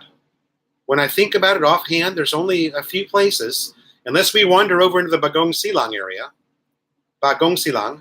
then you get, you get some sections of road where you're scared even on your motorbike. It's like, shit.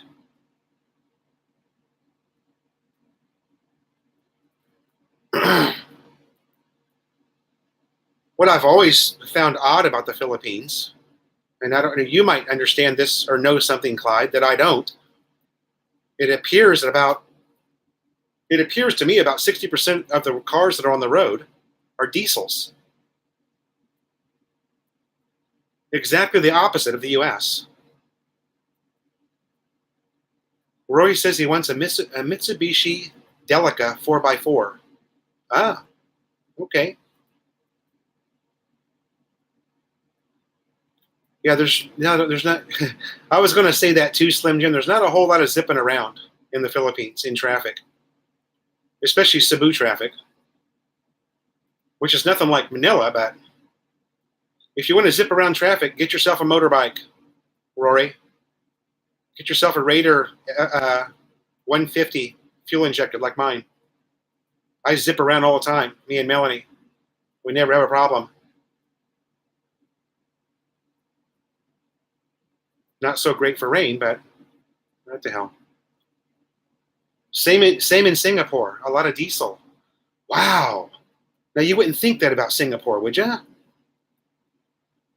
Singapore's so cutting edge. You would think that. I just wonder why it is. Why is the diesel so popular here?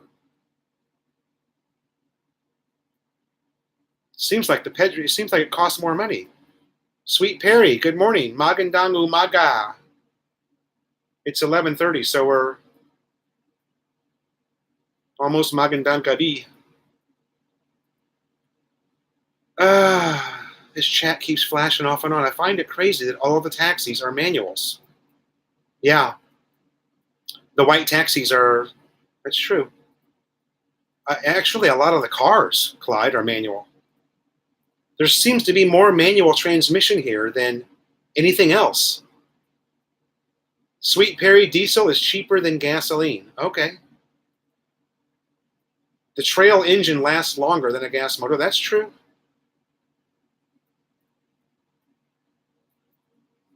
Diesel motors do last longer. I agree with that. And I guess diesel here is cheaper. I drove my cousin's Toyota Innova. He has a Toyota Innova, which is like an SUV, you guys. It's pretty nice. But that was a manual transmission with a diesel, so that was kind of funny. Nice car. Tim Sheets says that diesel is more readily available. Okay. And manual because the transmissions are easier to fix. Okay. I buy all that. That all makes sense to me. Diesel engine cars are more expensive. Ah. Now, I haven't really compared the two. Pretty sure the car that I'm looking at is not a diesel. That Suzuki.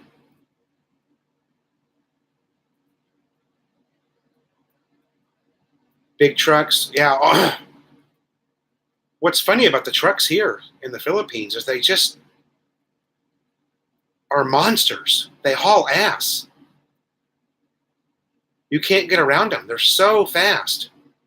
And they just drive like madmen. These are big trucks I'm talking, not a delivery truck or something. Also, the refining of diesel is less than the regular petrol. Okay. K-Bird says I love to have a diesel SUV in the U.S. but can't get them. Well, I saw a very interesting documentary on diesels in the U.S. and the amount of work that's put into cheating the actual compliance test. That most of the diesel engines in the U.S. have what's called a cheater device in them, so they can beat the smog test. Volkswagen actually got caught cheating. Most of the Jeepneys are a Isuzu diesel. Yeah.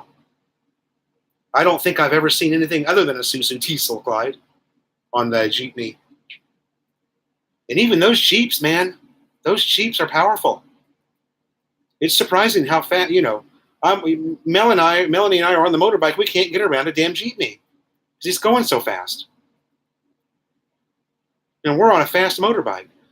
Roy Thomas says, Tim Sheets says diesels last longer. Yeah, that's true.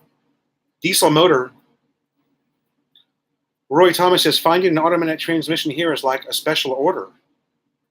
I've seen quite a few. Suzuki makes a bunch of manual transmissions. Automatic transmissions.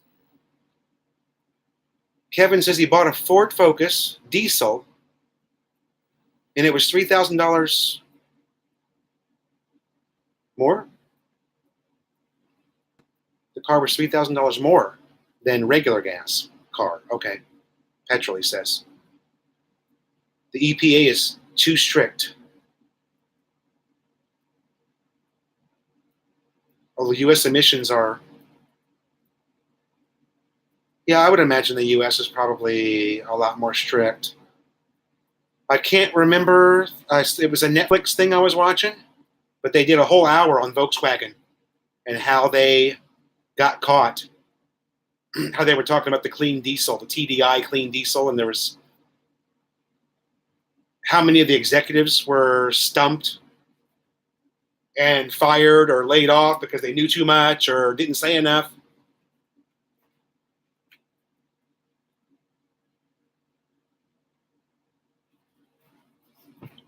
I keep hearing somebody at the gate, but it's the neighbor. They must have a party or something today. Diesels are fine if you keep driving them a lot of hours per day, but if not, they have trouble after about 20,000 miles. Oh. Or maybe 20,000 kilometers. Diesels do have a lot of low-end torque. I was driving my cousin's the other day, and it's a nice car. Toyota diesel. Toyota Innova. All right. We got a nice little chat going, you guys.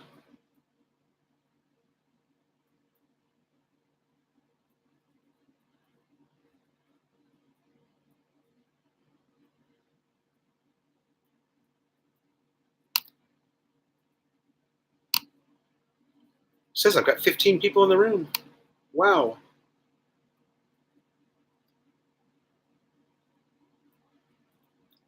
Thanks, Clyde. That's a knife in my back. Steaks in the roaster.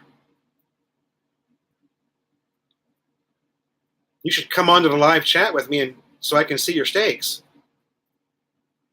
Oh, that sounds so good right now. Steak. Rory says, I saw a trike yesterday with 9 people, including the driver. The back wheel was warped massively. I was laughing my ass off. Yeah, that's so common here, especially with kids. You'll get a trike driver that's doing school service, and you know how small the kids are here. My God, you just watch and they just keep coming out, and you're like, my God, how many kids did he put in there? So funny. You can get an auto trans here, but costs 40 to 50,000 more. 40 to 50,000 pesos more. Okay, so that's about $1,000. $800 to $1,000 more. K-Bird, I remember the Volkswagen fraud. Yeah, I wish I could remember the name of the show on Netflix. It wasn't just a show about Volkswagen. It was a series where they did big medicine in the U.S. Volkswagen was one of them. Sunday's going pretty good, Sweet Perry. I'm home by myself because Melanie is out buying the meat for our barbecue stand. She's at the Palenque. Volkswagen Diesel's problem was a retribution for something.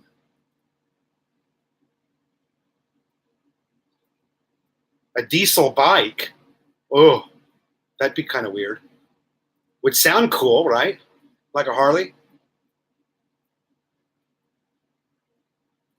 So to show respect to an elder or older person there, I grab their hand, then place it to my forehead, correct?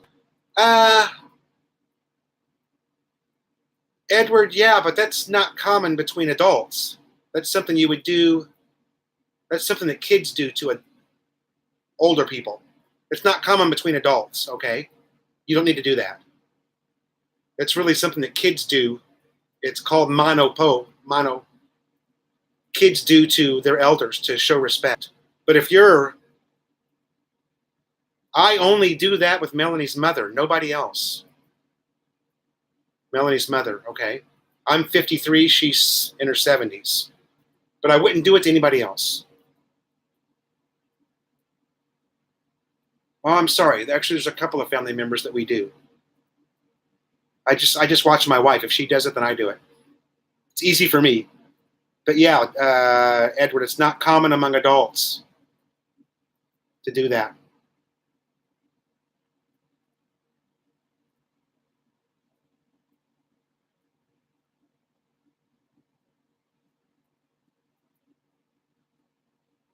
Just the other day, you saw a trike with a full-size cow in it.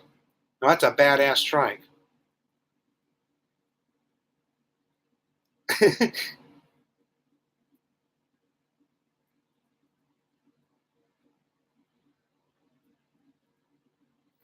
And Edward, to err on the side of politeness, it's fine to do that. I have done it, by the way, to a lady on the jeepney that I helped. I helped a lady off the jeepney, and just, it's a nice thing. It's a blessing, right? It's a blessing, Clyde. That's right. I didn't mean to make it sound like you shouldn't do that, but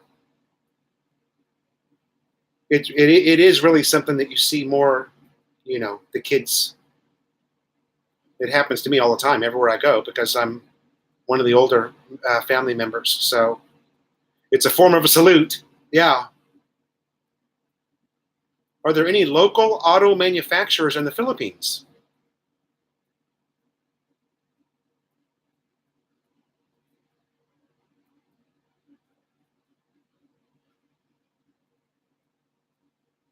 Local manufacturers in the Philippines. You know what, Sweet Perry? There is. It just started up. I don't remember. I believe the cars are from China, but there's something like that going on here now. It's kind of like Motorstar motorcycles. Do you guys ever heard of Motorstar? That's a new company here in the Philippines that's selling motorcycles from China, which are actually very highly rated. They do really good. They get great reviews. China has really turned their act around because they used to make crap motorcycle or crap scooters. Sorry, I mean electric bus.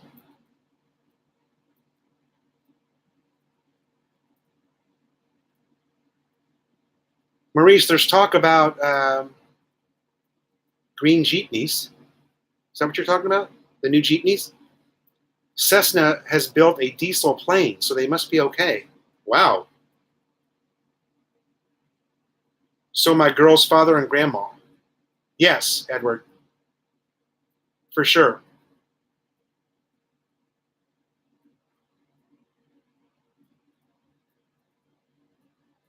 Definitely the grandma, you know. It really seems to be more of a and I'm only sharing my experience that I've visually seen being in a large Filipino family. It really only seems to be the Lolo that you do that with. Grandma and grandpa. Clyde says, I just watch my wife. If she does it, I do it. Yeah, Clyde, it's totally monkey see, monkey do here. You should know that. I'm just a dumb foreigner. Dennis Brock says the new jeepneys are going to be very nice. Yeah, and I found out that you could buy one for about. We went to the Manila Motor Show. You guys, I did a video on it. Look down in my. We went to the Manila Motor Show, and you can buy one of those new jeepneys for like. You guys, I think it was only 17,000 USD. So imagine if you had a little bit of money to invest, you could put a couple of those on the road, pay cash for them, put them on the road, and you know, that's the biggest thing is having that little bit of capital to invest, right? That little bit of money in the beginning. Rory Thomas did the blessing last night and had to go to a wake, and she was the 72-year-old mother of the cousin that passed away. Okay.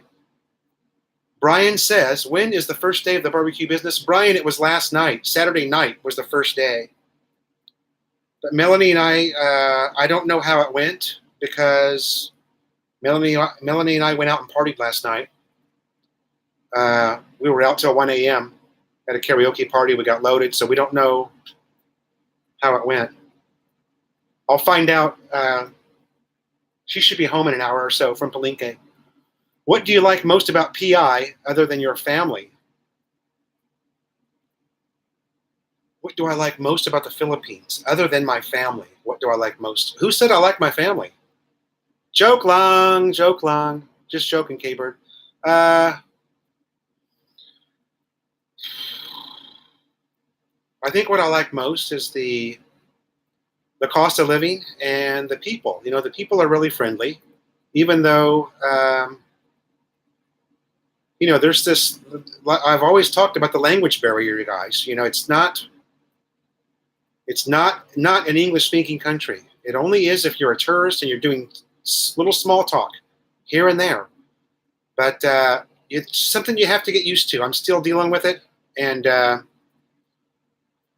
you know, Brian said earlier that even in his situation, when he was at the 9-month mark, he was, you know, kind of had an attitude like I do now. And I don't want my channel to go a negative direction, but I feel it's important to tell the truth and to tell you guys the truth so that you understand. If you see me with a little bit of an attitude, you understand why. I have seen a bike called the Panay 125 and 155 and asked where the driver bought it, and no one knows where. Ah, yeah, that is I know about that. My neighbor has the Panay 155. That is what do you call it? Honda. That's a Kawasaki Barako knockoff. That 155 Panay. And you get them from, oh God. Let me think about it for a minute, Roy, and I'll tell you where you get them. It's just a knockoff. It's a cheap knockoff of a Kawasaki or a Honda, like the Barako or the, I don't know what the Honda equivalent to the Barako is. They use them for trikes, you know. All the trikes have them. I think China still has quality control issues. I remember when it was bad to buy stuff from Japan, and then it was Korea. Yeah. Edward says, I'm a little younger than the father. Yeah, so you're just a little younger than the father. That's funny, actually.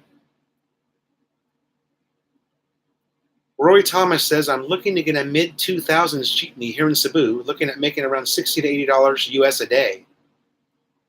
60 to 80 US a day. So that's $100 is 5,000 pesos. $100 is 5,000. Yeah, probably a 12-hour day. My wife says that the jeepney's not the best business, that UV Express is the best business to get into, but you have to start somewhere. I would think that, you know, starting somewhere, maybe one Jeep would lead to two, you know, and maybe two leads to three. Love to have a jeepney as a personal vehicle. Badass. Yeah, great for the SNR run. If you're going to SNR, you got a Jeep. Brian's giving me the thumbs up there. What happened? Did I miss something that was said? Oh, yeah, the barbecue business.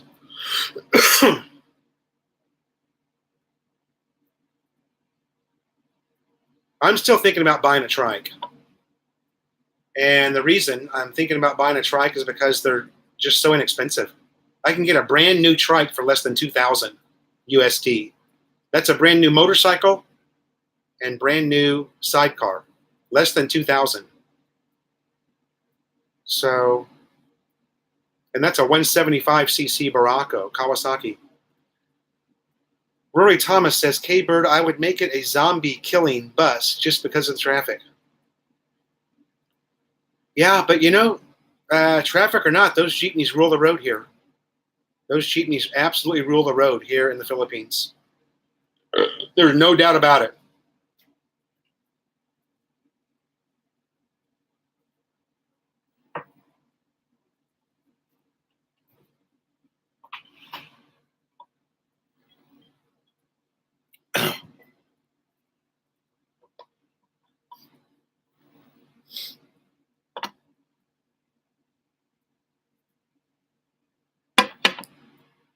Jeepney equals Hummer. Okay. Clyde says, hey, you were thinking about buying a trike. Have you had any prices thinking about buying one for my fiance's father? He needs more work. Yeah, Clyde, brand new. Brand new, right around. Well, I'll tell you. Hold on a second. Let me break it down for you real quick. I'm a big, the Kawasaki Barako is $83,000, which is $1,500 US for the bike. Kawasaki Barako is $1,500 USD, and then your sidecar is $400 USD, which is 20,000 pesos. My neighbor told me the sidecar is 20,000 pesos. This is right around the corner from my house. I can have it built. So, yeah, it's for me, it would be right about $1,900 USD for a brand new trike.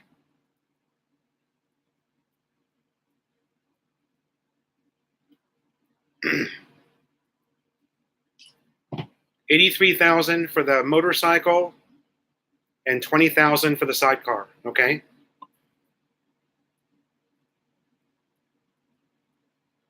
I have noticed 90% of the locals do not say thank you or excuse me.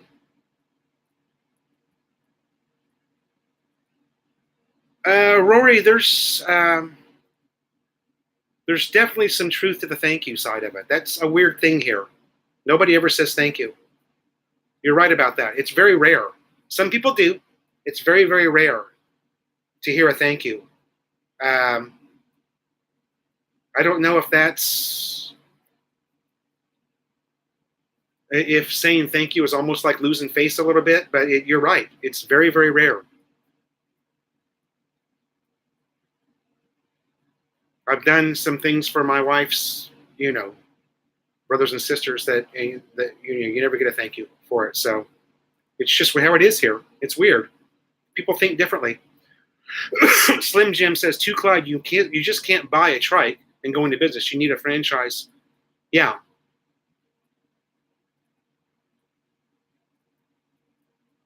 Yeah, I think Clyde's just looking at the actual cost of the trike. You do have to become a part of the TOLFA or something. I can't remember what it's called. You have to become a member and get a permit.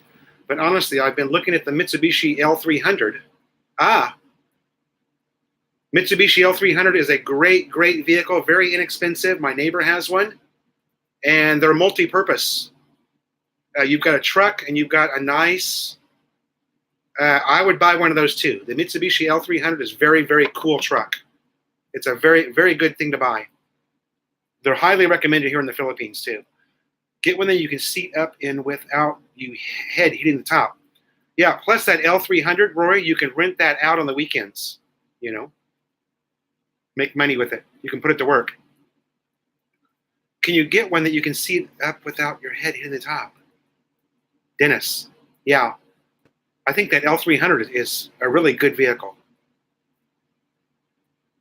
That was a great comment, Rory. My wife said I should buy a trike too. There are some nice ones. Yeah. If I had one, I'd trick mine all out, Put a cool stereo in it, some neon lights. I just think the trikes are cool. And it gets you out of the rain too.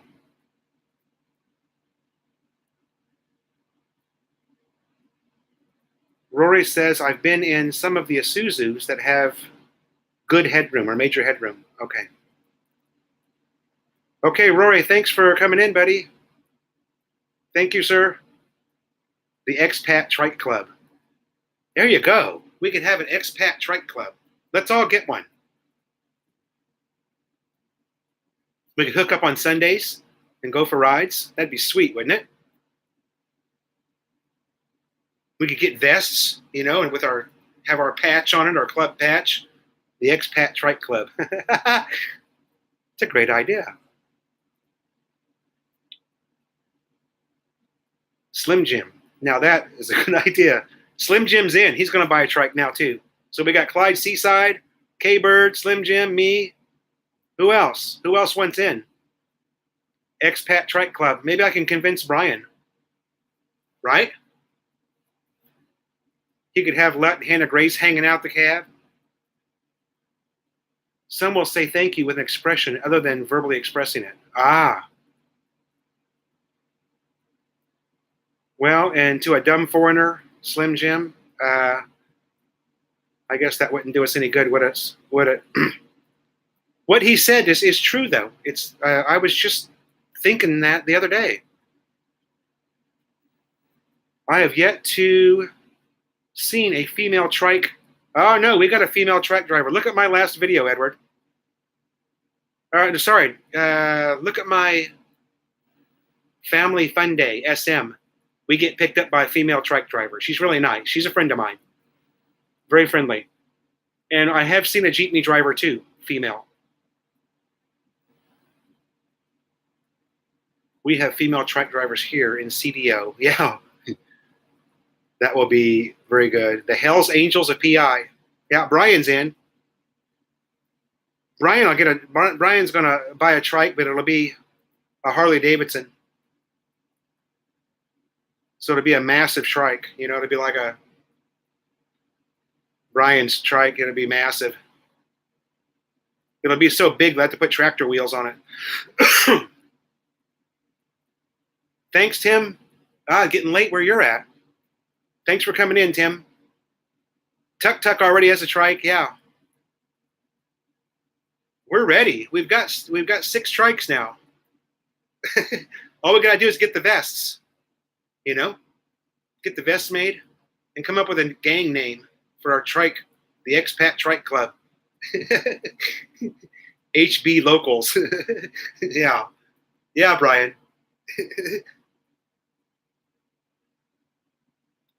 You could get a Road King, a big Harley Road King, and make a trike out of it. That'd be awesome, wouldn't it? Imagine the looks you'd get here in the Philippines. If you had a Harley Davidson Road King, you turned it into a trike. That would just be awesome. A USH trike with a Chevy V8. Or one of those, what's that motorcycle called? The Boss Hoss or something in the US. It has a V8 motor.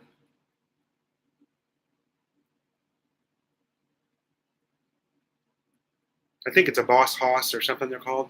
You guys know what I'm talking about. There's a couple of them in Huntington Beach. I used to see them when I'd go down there.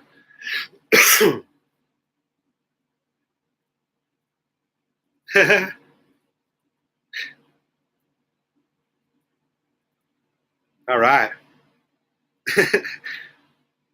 Big slicks on the back. Yeah. Yeah, crinkle. Yeah, like the tires doesn't have a lot of air in it, right? So when it heats up, it airs up. Shit. That'd be awesome.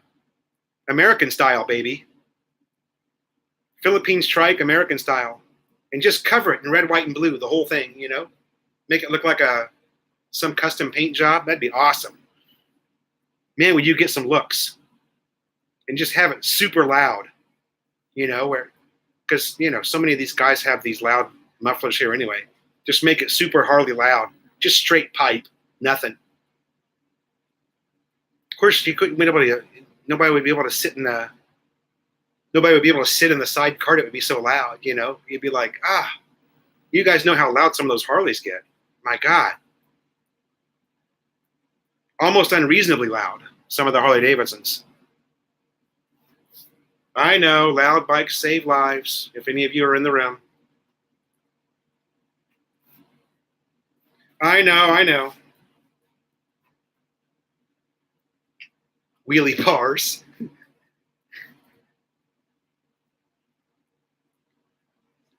Gotta leave room for the walking frames. Huh? Okay, Slim Jim, if you're leaving, thanks for coming by, buddy. I think that's what you mean. For the walking frames. Are you going to a National Bookstore or something? Buy some frames? I'm being a smartass.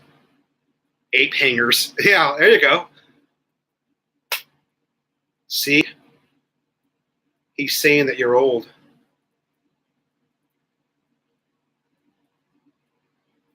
Saying that you're old. No, the frames one uses when you get old. They help you walk. Oh.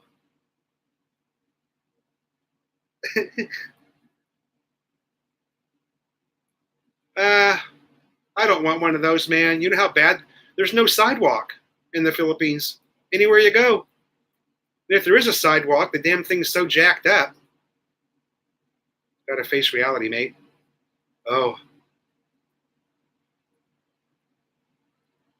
The only place you could ever use one of those in the Philippines would be like, I don't know, Greenbelt in Makati, right, Clyde? Or maybe Global City somewhere.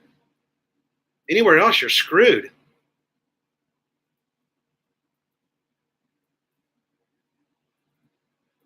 Even walking down Makati Avenue, you'd be in a Hurt Locker if you had one of those. Dennis Brock, only at the malls. Yeah, you have to use them at the malls. So,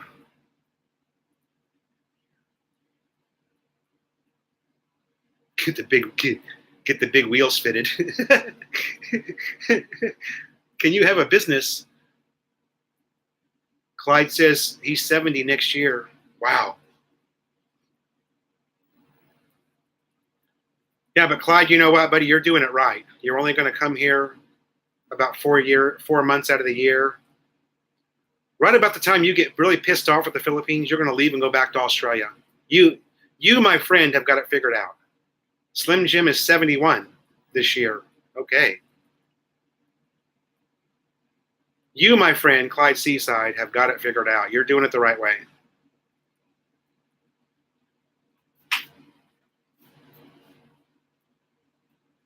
You will never grow to despise the Philippines as I have already in my short 9 months here. Because you'll never be here long enough for it to piss you off. It's always going to be like a vacation for you. Can you have a business on your name as a foreigner in the Philippines? You cannot. You have to, actually, let me rephrase that. You can have a business in your name, but you can only own, you have to be the minority owner of the business, okay? Which means you need a national partner of some sort. Uncle, cousin, wife, best friend has to be Filipino and the majority owner of the business. But yes, you can have a business in your name. It's an old farts club here. Yeah, that's all right. Yeah, very, very happy old farts club. Slim Jim is down in Mindanao.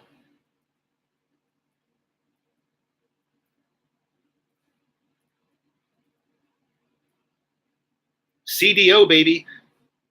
Slim Jim, is it you that told me? Was it you that told me where you live? Or there's a, sorry, was it you who told me there's a subdivision somewhere there in CDO where there's only English spoken and it's all Filipinos that live there? Wasn't that you that told me that? Slim Jim?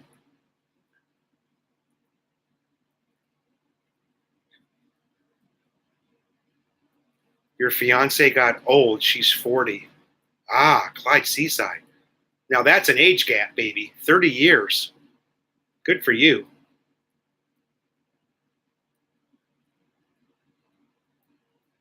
30-year age gap. That's some age gap there, baby.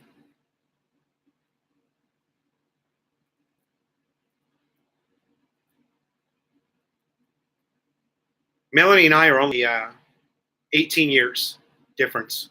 So when I was in Subic as a young U.S. Marine, Melanie was 3 years old. So it's kind of funny when you look at it that way. Right? My wife was 3 years old selling chicle.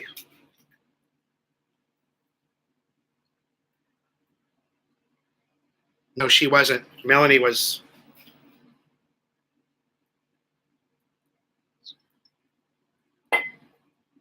It's better than seeing old expats there with 20-year-olds. Yeah, I've got quite a few trips to the Subic area on Halaz, and yeah, there's a lot of. But that's really just a rent a girlfriend. A lot of those. Dennis Brock, 68 last July. Okay.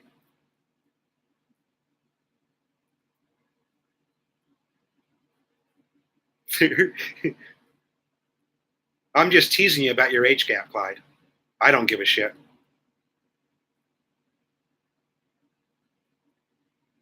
Anybody, who's a Westerner, who's here in the Philippines, we're not here for the seasick. All right? Can we all agree on that? That's not why we love the Philippines. It's not for the amazing customer service and the seasick. That's not why we're in the Philippines. Give me a thumbs up on that if you understand what I'm saying.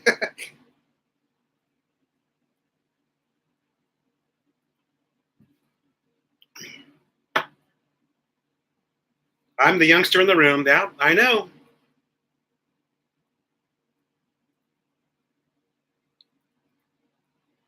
Me and my wife are the same age. K-Bird. And what age is that?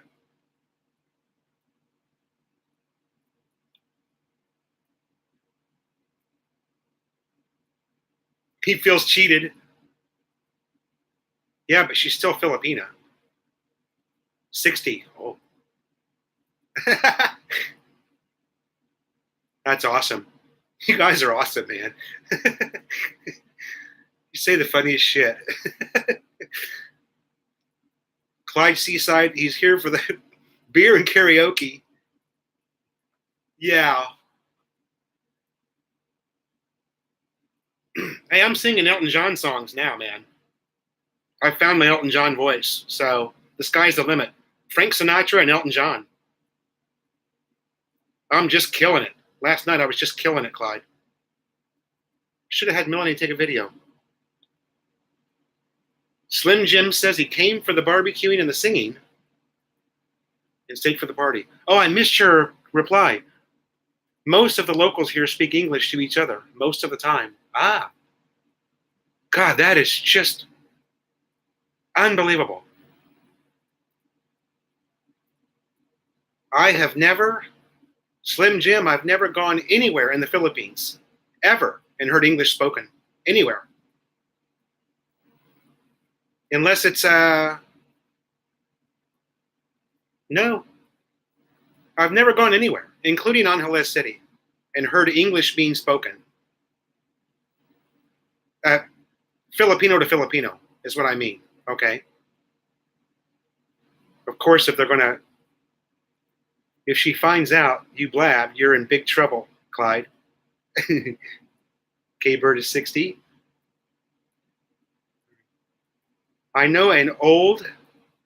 Dennis says, I know an old, naive man. He's 75, and his girlfriend's 20. Whoa!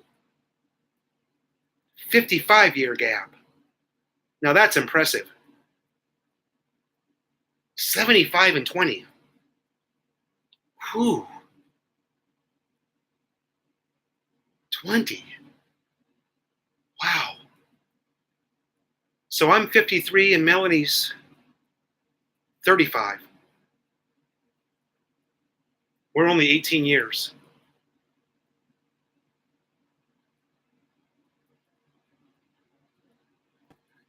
K-Bird. Oh.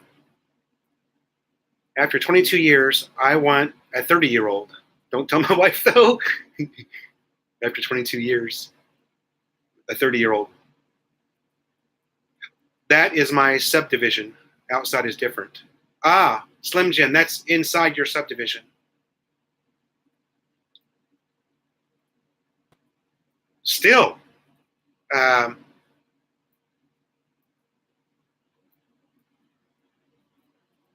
it's very,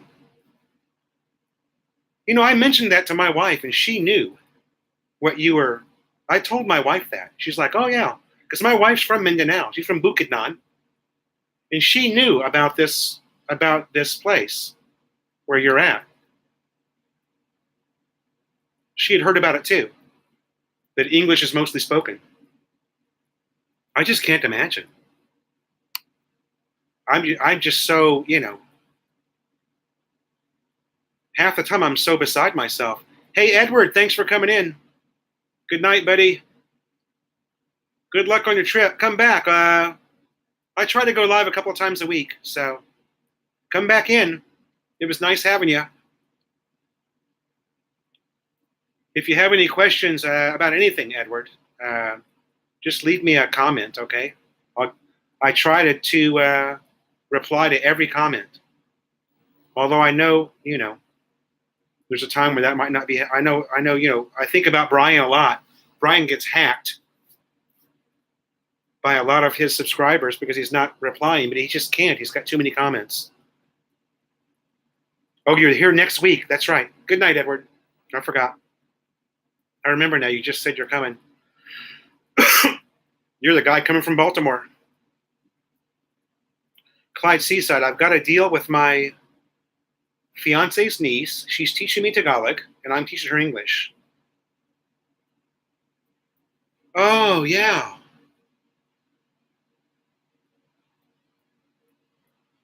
I'm teaching Tagalog too, Clyde, as much as I can.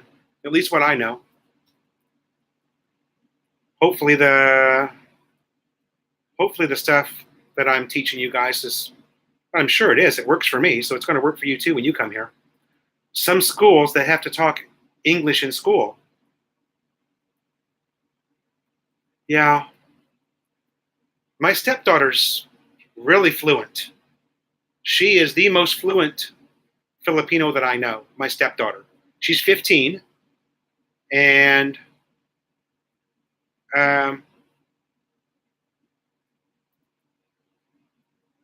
I don't know. even know how she got so fluent. She just took an interest in it, I guess. My stepson, not so much. He's not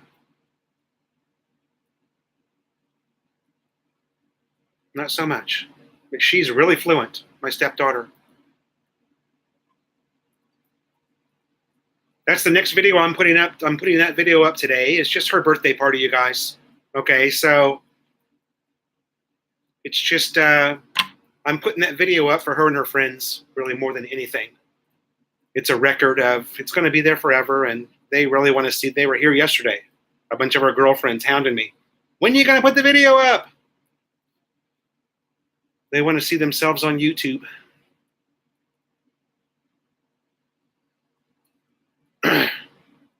Yeah.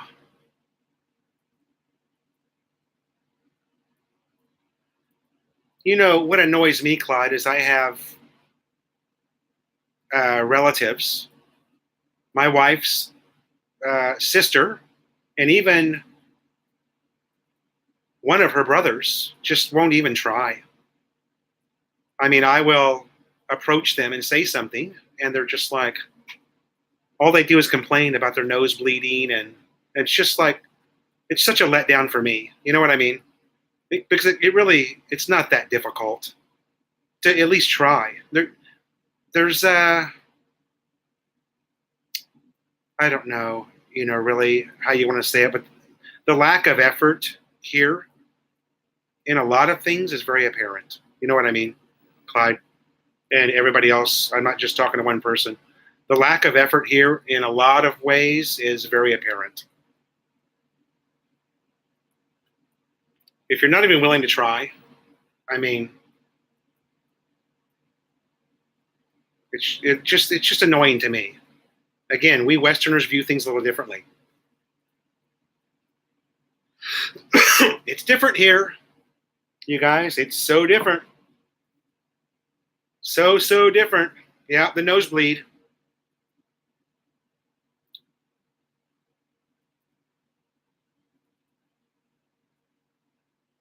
And then, you know, when I think about it now, there have been a couple of times where she's actually made an effort to talk to me, but she just makes such a big deal out of it. I just don't get it. I really don't. It's not a big deal.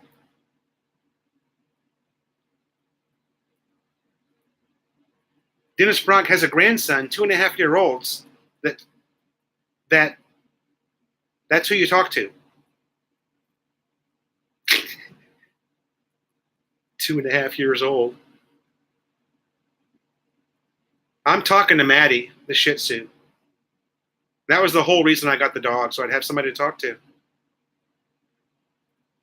And someone that would listen to me and respect my authority. Ugh.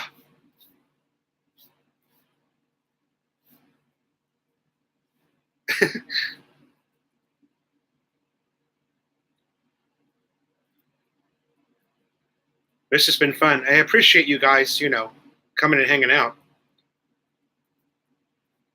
I rarely do a topic because, you know, we just seem to have more fun just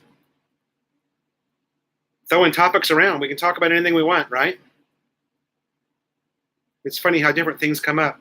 You're on the bottom of the list. Yeah. Won't answer back. Yeah, Kevin, the dog won't answer back. You guys know how dogs are. That's man's best friend. And she is just the most fantastic dog. My God. All she wants to do, and I've read this about the breed too, even watching YouTube videos, this, that, or another, the Shih Tzu just wants to be with people. That's it. She just wants to hang out with her buddy, her pat. She wants to be with she just, you know, loves it when the kids come home from school and jumps all over the kids, and she just wants to be with people. That's it. Doesn't want to be anywhere else but with people. Thankfully, she does okay when we leave her. She doesn't eat the couch or anything, you know. At least she hasn't yet.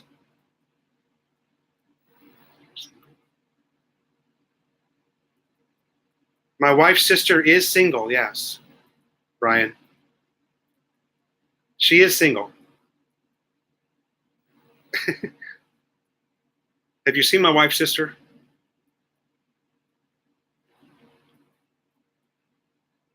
You probably did, huh, in the last video?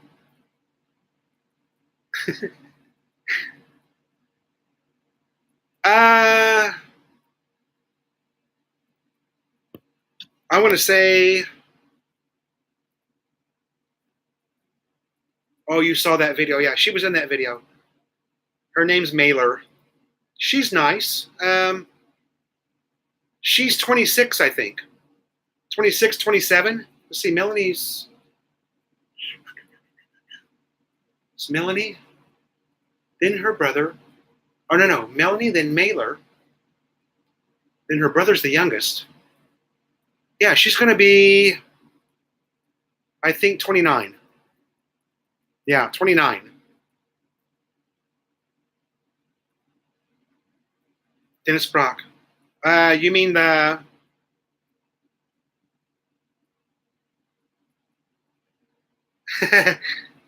Yeah, she's all right, you know.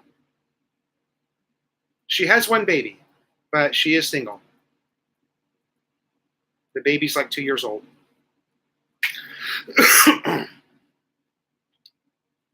Got to sign up for Facebook. Dennis Brock. I would add you on my regular Facebook if you wanted to do that. That would be fine with me. Philip Morgan. Here.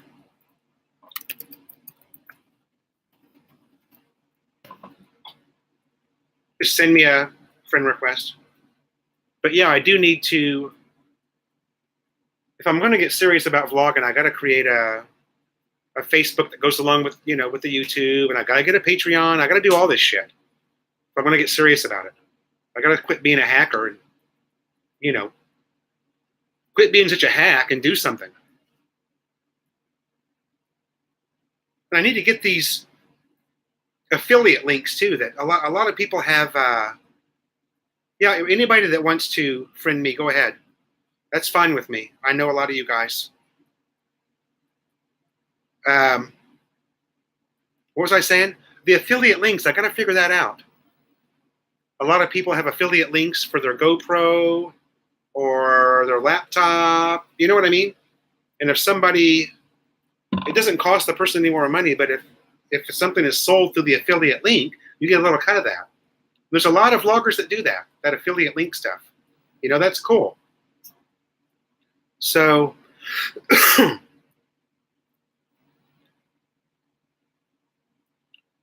you're not going to get rich from it, but hey, it's something, right? As you guys know, $100 here in the Philippines, and I'll tell you this, $100 in the Philippines, that's 5,000 pesos. My family could eat for the whole week on that. Actually, longer. We don't spend that much. We spend probably about 2,800, and we can eat the whole week on 2,800 pesos. So that's Brian. It's around 53 something. Hold on, I'll tell you. Hold on, brother. I'll tell you. I'll give you the bank rate. I don't know what the street rate. The street rate is.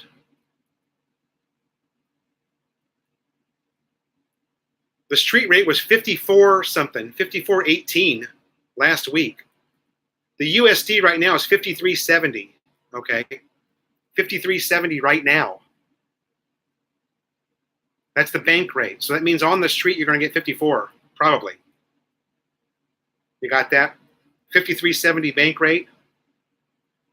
That I get that from the Manila Bulletin. That's our local newspaper here. It's showing the AUD at 38.2, Clyde.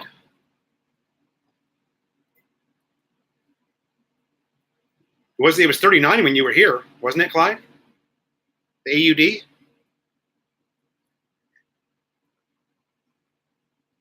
I thought it was. I thought you were getting 39. Yes. Brian, the money changer is always better. Actually, I have found Western Union to be one of the highest exchange rates. Western Union, believe it or not. But yeah, just your typical money changer is always going to be the best way to go. You want to exchange your money on the street. Yeah, with $100 bills. Correct, Dennis. Brian, you got that? $100 bills always. You probably know that already, but there's my wife. There's my wife messaging me. Yeah, always new crispy $100 bills. Oh, also, nothing older than 2007. Make sure when you exchange your money, get your money from the bank, there's not a bill in there, a $100 bill that's 2007. It's got to be newer than that. So 2008 or newer. Don't come over with, just make sure. And most banks, you get brand new ones. You know what I mean? Crispies. A lot of the money changers won't take them. They want the new ones, Brian. They don't want the old money.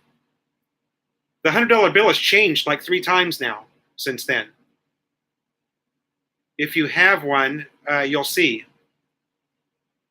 There's an update from 07, and then there's the newest. Clyde, you were getting 39. And then there's the new $100 bill that has the... Shit, I'm trying to think if I have one. Do I have one somewhere? Stashed? I don't think I do. I think I only have pesos in the house. I think I've...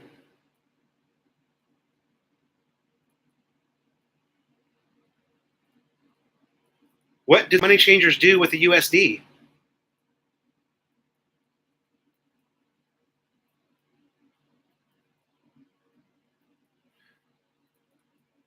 Well, you're going to get, 53, probably, Ryan. So $100 is going to get you 53,000. Okay, $100 is going to give you 53,000.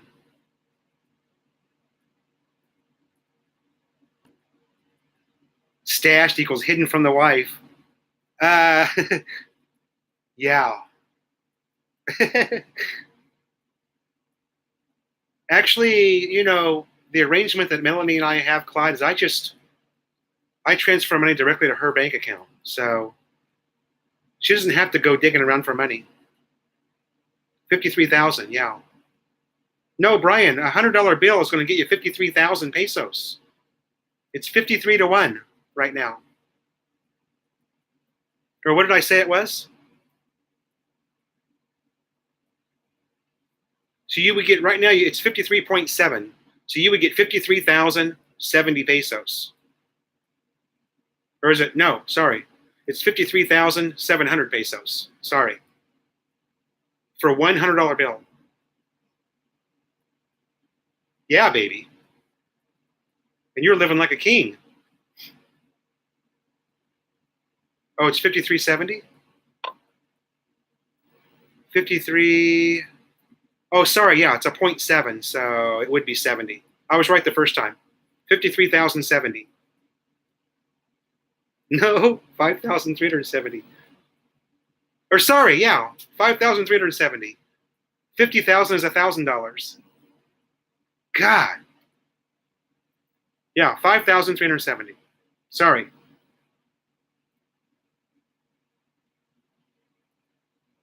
$5,300.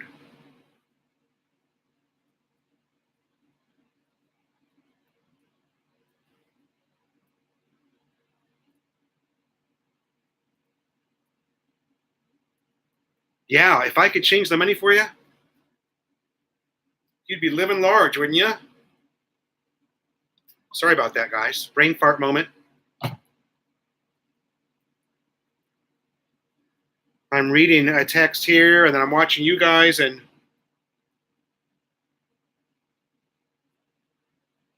Melanie says she's sleepy, I'm sure, because we got home at 1 a.m., and she got up at 5 a.m. to go to Palenque. 5:30. And we got drunk last night.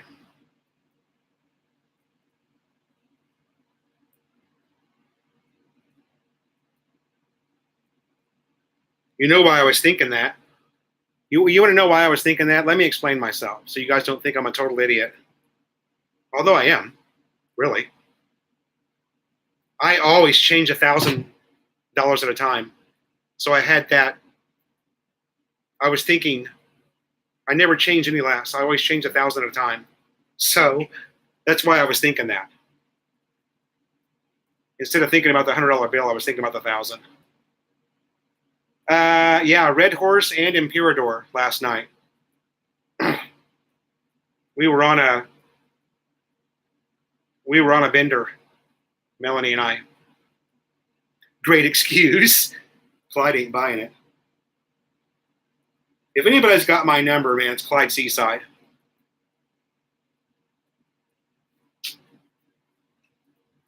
It's all right, though. If anybody's got my number, it's that guy, man. I tell you what, he's always busting my chops. How much Red Horse can you suck down? 70 years of experience. Thanks, Clyde. Brian, I don't know, because typically here, the way we drink here in the Philippines is you'll have a couple of the liter bottles. You know what I'm talking about, the liter bottles? I've got some, if you want me to show you one. Of course, I've got empties. Oh, excuse me. You'll have a couple of those laying on a table and just a couple of glasses with ice. And everybody just kind of drinks, at will. It's kind of a community sharing type thing. So you don't really know how much you're drinking until you stand up and, fall flat on your face. And then you're like, that's probably about 5 beers. That's what you think to yourself. And then, of course, you mix that in with Imperador. You've got the Imperador going, too. So you're doing shots of Imperador. And then there's just a little glass. And you'll just do, it's almost like doing a shot of beer as well. That's the way you drink here with your Filipino family.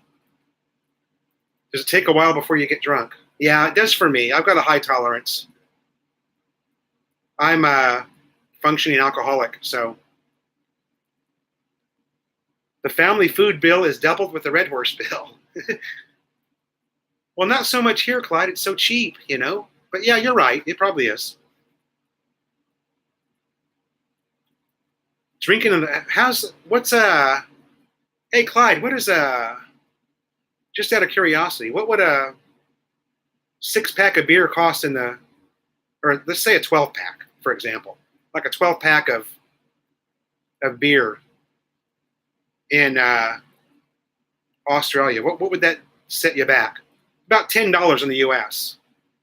What would a 12-pack set you back in Australia? If you were just doing a 12er for,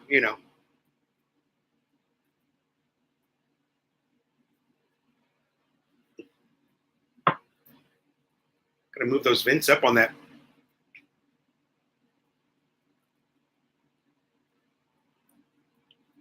Got a little aircon going here.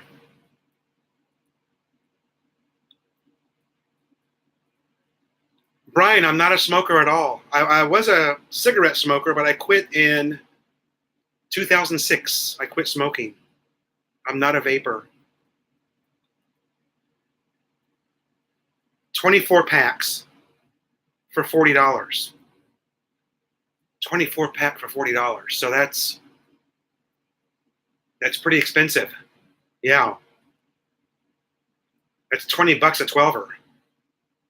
Now, is that like, I'm talking really just kind of common beer, like Budweiser? Is that like high-end beer? Like, or is that just your average Aussie beer? I'm talking like Budweiser in the USA, something that you would, just reasonable beer. Wow. So it's expensive there, huh? A 24 pack in the US would be $20. Oh, you're talking 40 Australian. So that's 40 Australian is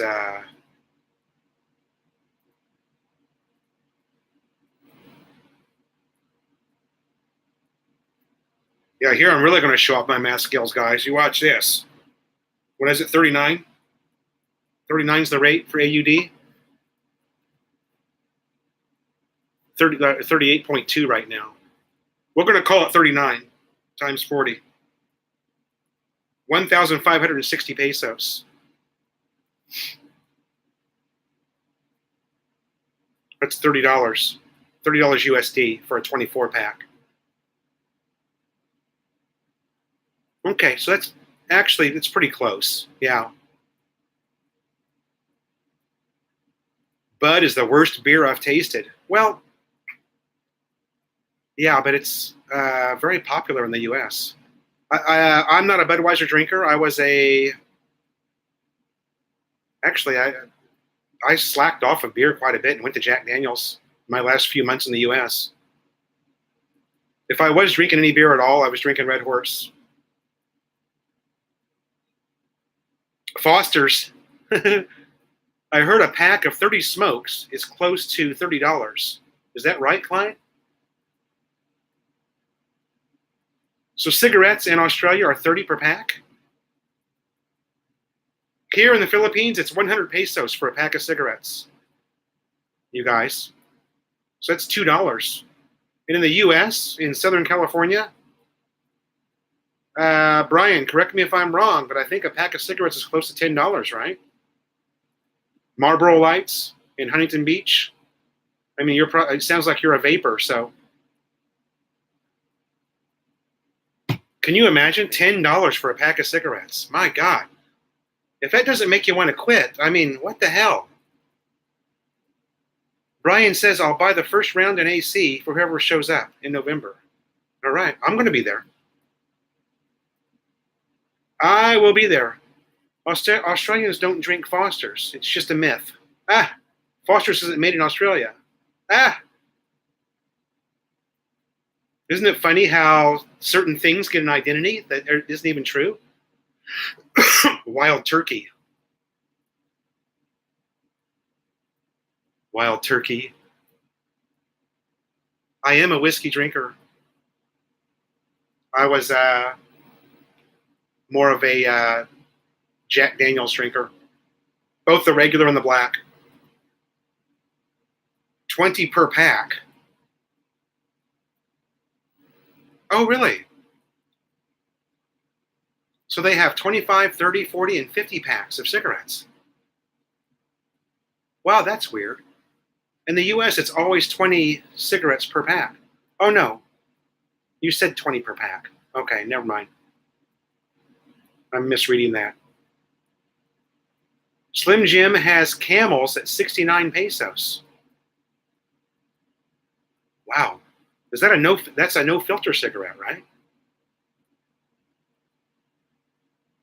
Yeah, Brian, it's I just remember being in 7-Eleven there, before I left the US, right before I left.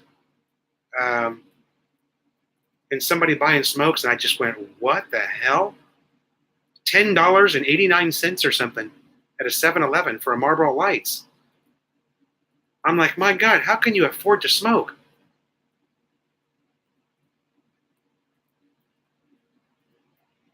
Dennis Brock gave up drinking in '94.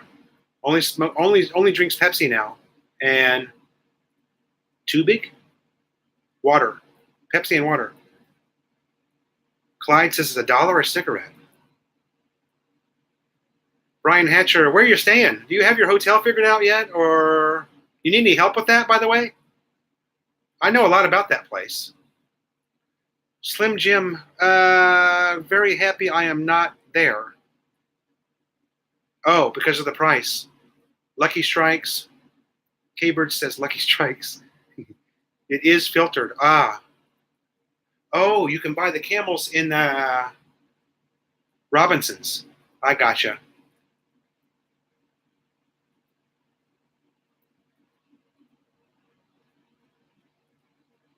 Yeah, I've got friends that are still smoking. It hasn't stopped them, man. And they're doing a pack a day. Now,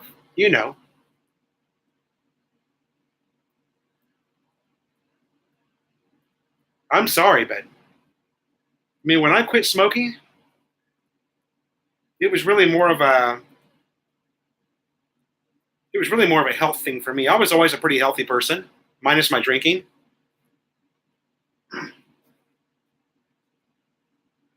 Always a runner, ex-Marine, that kind of shit, you guys. You know what I mean. Always a runner. And that was the reason that I quit, was because it was getting harder and harder for me to run. And I was approaching, I was in my 40s. So, but when I quit, it was $2, it was $3 a pack when I quit. And people were pissed about that. And now it's $10. Our cigarette prices are mainly taxes and duty. Yeah, Clyde. K-Bird quit smoking when his daughter was born 20 years ago. Nice. And a great reason to quit smoking.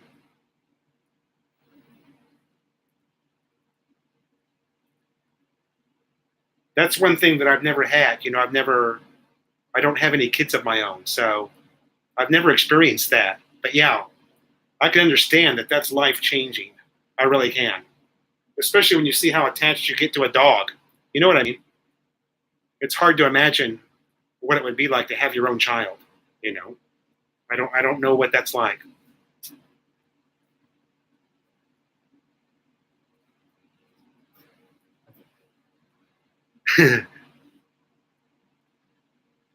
Clyde says he's only smoking 40 cigarettes a day. Well, hell, that's not bad.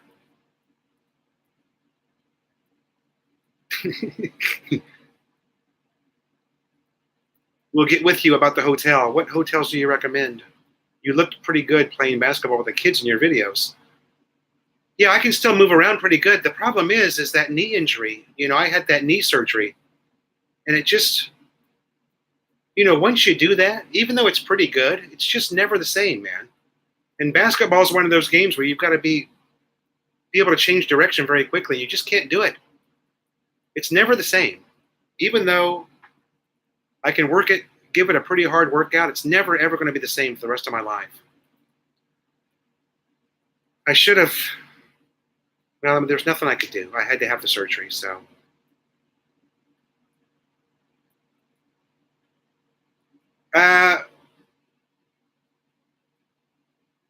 Brian, you're going there to party, right?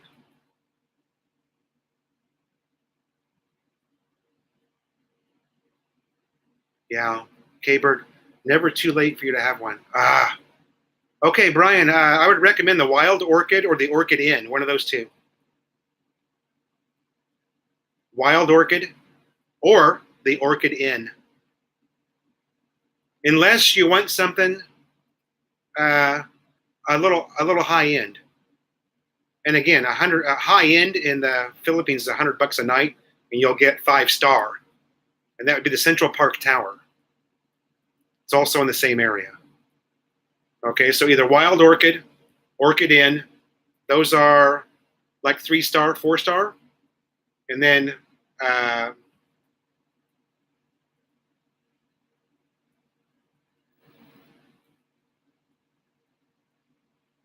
you've got your high end. Just check on.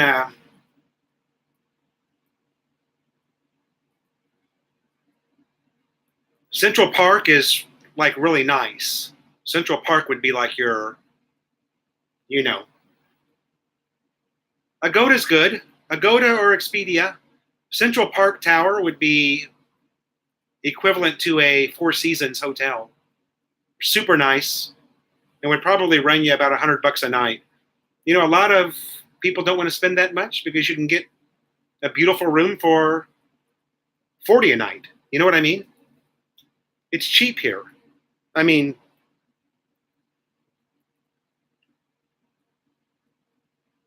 yeah, those 3 hotels are within walking distance, very close to each other, about a sand wedge apart. Wild Orchid, Orchid Inn, and Central Park Tower are all right there, very centrally located, very close to the party scene there in Angeles City. So I've stayed a ton of hotels there because even Melanie and I go there to party. So it's just a fun place, It's the Las Vegas of the Philippines.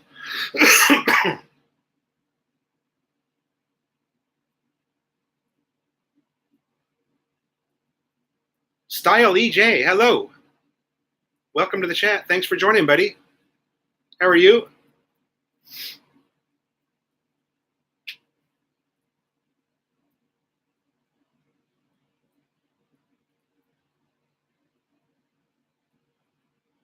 Yeah, if you see anything,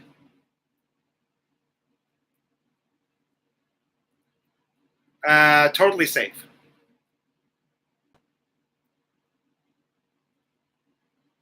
Don't worry about that. Send me a friend request on Facebook. We'll chat more about that. You know what I mean? But don't worry about that.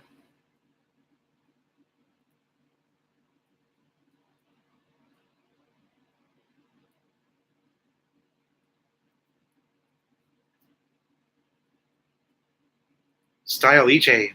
Where are you from, Style EJ? I use Airbnb, so just Google Airbnb on Hill City. Yeah, Clyde likes Airbnb. That's probably worth a look. That's probably worth a look because people do really well. But there's such a wide variety. Oh, you're Korean. In Korea. Nice. Are you in Seoul? Seoul, Korea? I always fly in there. I used to fly in there when I was coming down. Clyde says he pays $40 a night for condos. Okay.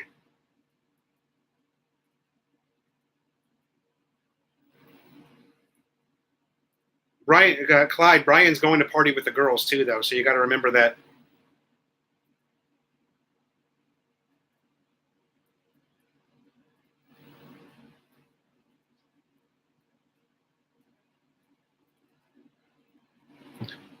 You got to have a place that's girl friendly, as they say. Girl friendly.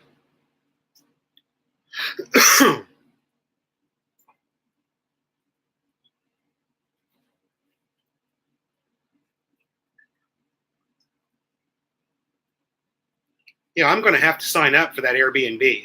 I mean, there are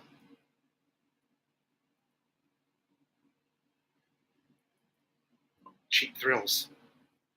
Well, Brian, you're going to the right place. You are going to the right place, friend.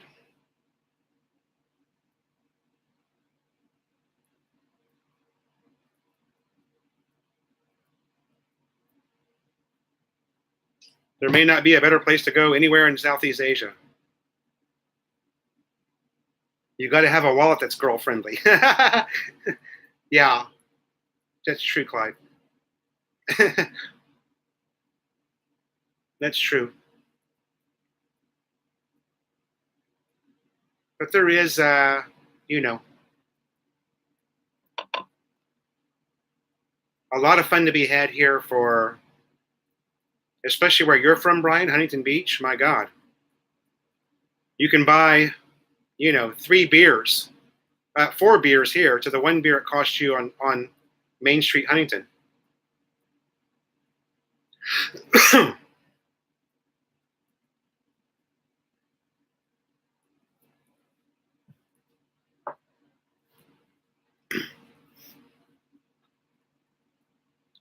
Yeah, I'll come up there and hang out with you for a couple of days. We'll have some fun. You're not opposed to renting a motorcycle, are you? They're cheap. So I'll probably just ride my bike up there, ride my motorbike up there. If you have a motorcycle, then it changes everything because then you can take off and go into Clark Air Base and ride around all day. It's bitching, man. Angeles City's awesome. There's so much more to it than the red light district. People don't even know, or most people don't know. Most people hack it because it's they have no clue what they're talking about. Well, Brian lives there, you guys. I mean, that tells you one thing. It's one way to look at it. There's so much more to that place than the red light district. You ain't got to do all that, man. You ain't got to do all that. The thing about that area is you got to have something to do during the day. So Jump on the motorcycle and go, baby. Just take off and explore. It's really a fun area, especially when you get down into Koreatown and you just see that it's really fun. I recommend it highly for anybody to go. So many people hack it, but it's really a fun place.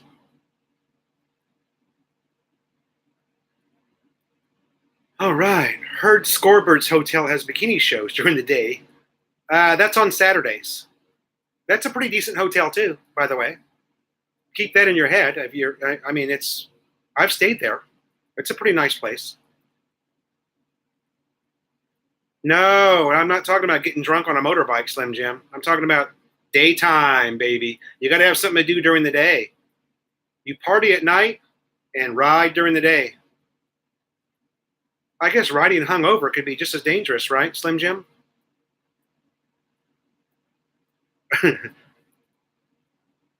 I know, some places to go that are really cool. Awesome restaurants and got me. Hey, let me tell you one thing, brother. I do not ride drunk ever. There's no way I would do it. It's just not worth it. I mean, here, yeah, Koreatown's awesome. Awesome restaurants, awesome nightclubs, karaoke clubs. Drinking at night can get you a nice lady boy. Oh, there's, truth to that too. More if you're in Thailand than Philippines, but there's truth to that. Brian, yes, definitely yes.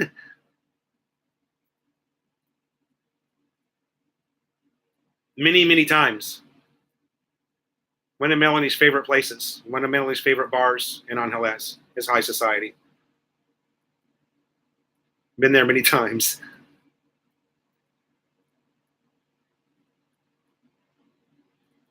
Oh, yeah.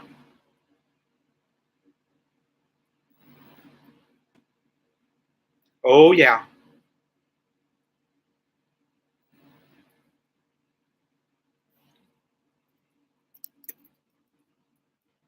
I'm going to put my full name in here again for anybody that wants to friend me on Facebook. Brian. Yes, yes, and yes. More than you've ever seen in your life.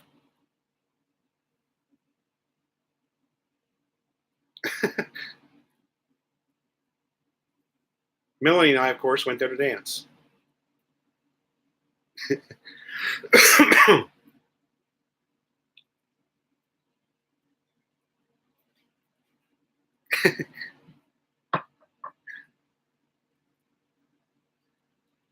Brian is muck with it.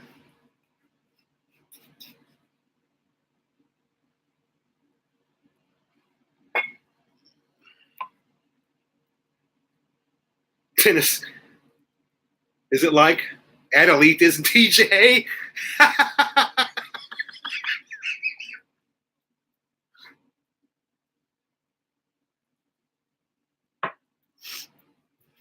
Oh my God. K-Bird, dude, you struck the funny chord there. Now you make me want to look up all the bars in TJ.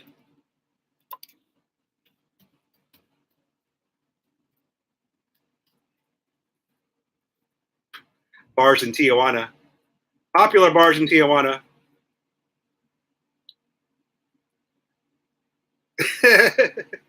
Is it like Adelitas and TJ? Dude, that was funny. Chicago bar. K-Bird. Adelitas. No, what's the most popular one though? There's this one that's. I don't want to go to Yelp and look for it. There's got to be a better place to look for it than that. Tijuana, Mexico nightlife.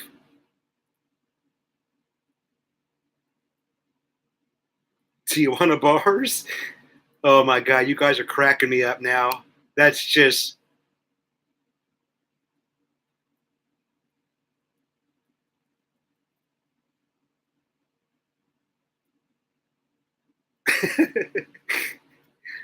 Oh, it's not coming up really. Tijuana bars. I'm just trying. I was trying to remember the name of this one, you guys, that was Yelp. I don't think you dare go to Yelp, right, for these bars. They're not going to be on there.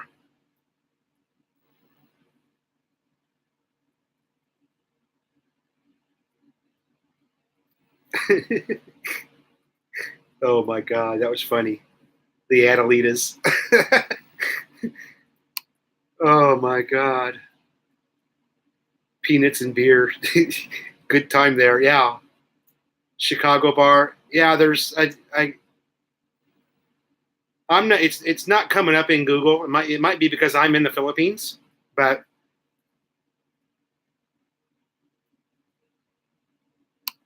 yeah, uh, I remember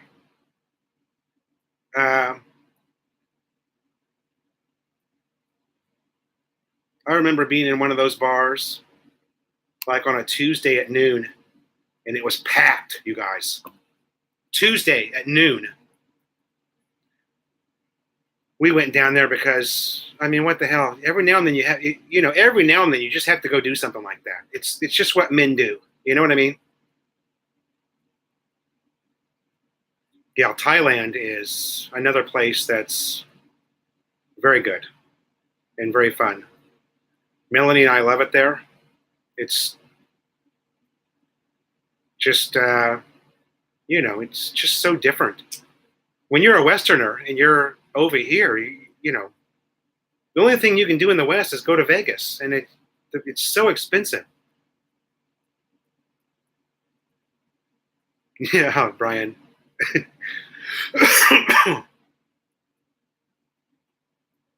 Yeah, those bars in TJ. I remember I walked into this. Now, my last time there was probably 2014, maybe 2013. I went down with a buddy, and it was a guy, a work friend, and we just took the day off, drove down to San Diego, crossed the border, parked there at the. You guys know everybody parks at the same place, and you walk. We walked all the way in. The border has changed. It used to be different. The whole setup in the border's changed. It's now a very long walk. It used to be a very short walk to a taxi, and then the taxi would take you. Now it's like a very long walk to a taxi. So we just said, screw it. We walked all the way in. We walked all the way to the, whatever that big monument is, that big silver monument with all the, you guys know what I'm talking about. But man, the place is just, the arches, yeah, in Norte. Zona Norte. It's called Zona Norte. The arch. That's it, K-Bird. We walk to the arch, baby. And from the arch, that's where all the shit goes down. You make a right at that arch, you start walking down those streets, and there's girls just lining the streets. It's just hilarious, man. There's just,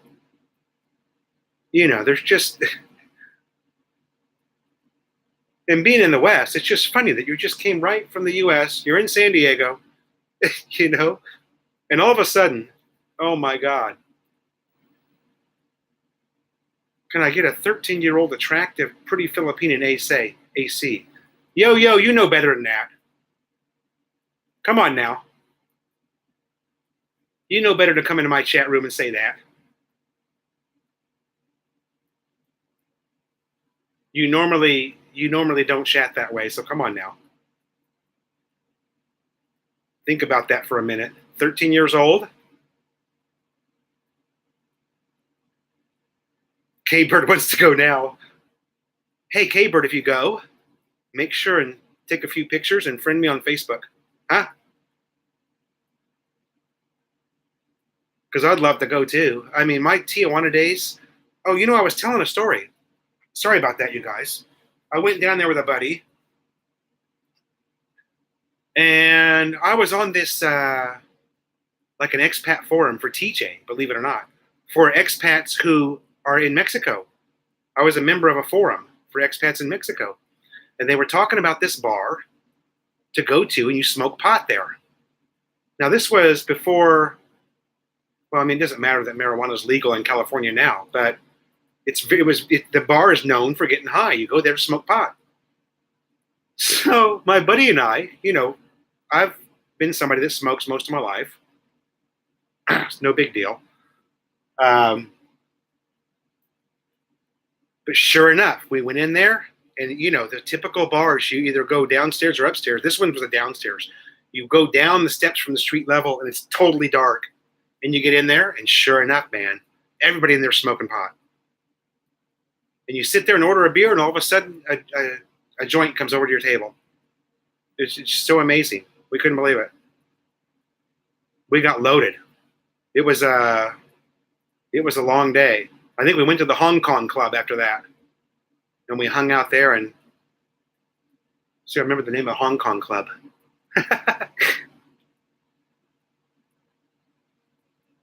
Boy, our chat has turned kind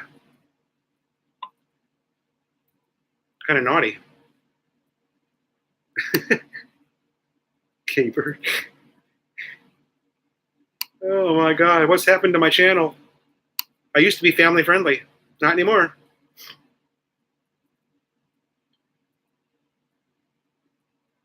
Risky. I would be paranoid that it's a setup.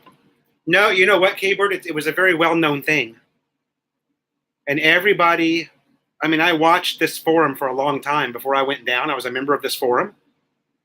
And everybody went there and everybody talked about it. So it was just,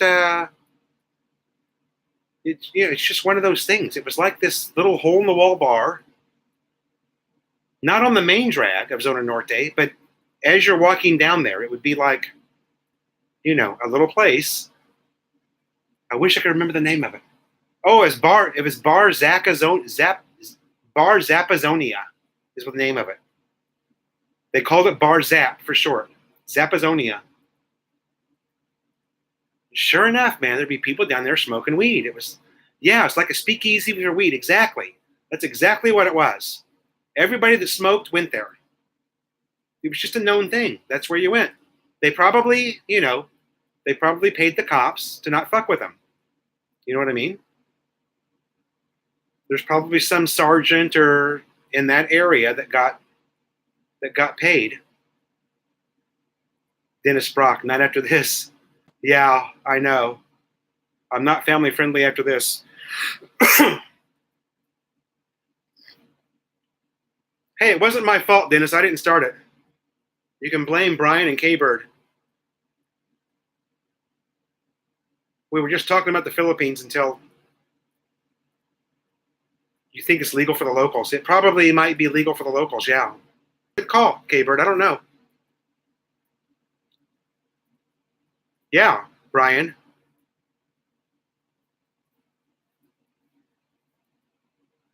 Yo-Yo. Hey, Yo-Yo, I'm not mad at you. I'm just saying.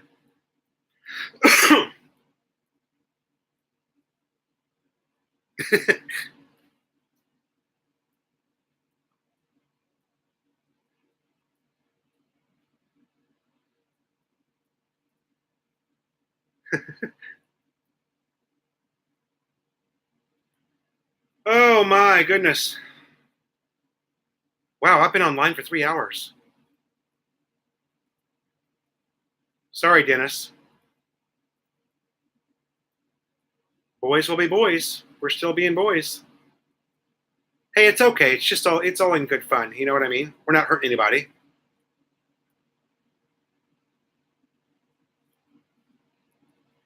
Oh my. I've got the aircon on. It's still hot in this room.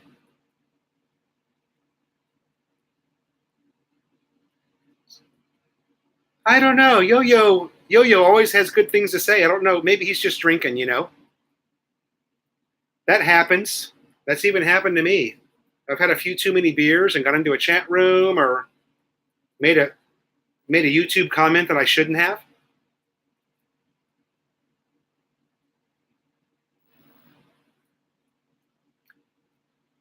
K-Bird, I had a friend get set up with 2 underage girls in Manila.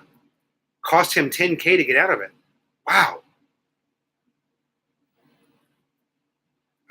Brian, right now, hold on a second, I'll tell you. Let me look at my...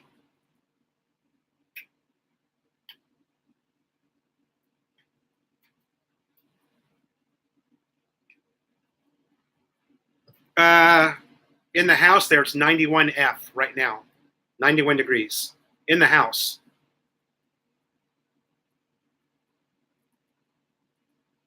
How would you get, I don't understand how that could happen to anybody. Maybe drinking too much or, you know, it's so easy to tell an underage girl here. Or just to be, what I'm saying is to be nervous about it. It's very easy to tell to the point where you're like, I don't know about this. Slim Jim, lots of English has happened to you today. I can believe you would have too many beers. I can believe you would have too many beers. Are you talking about, oh yeah, the setup thing, Clyde?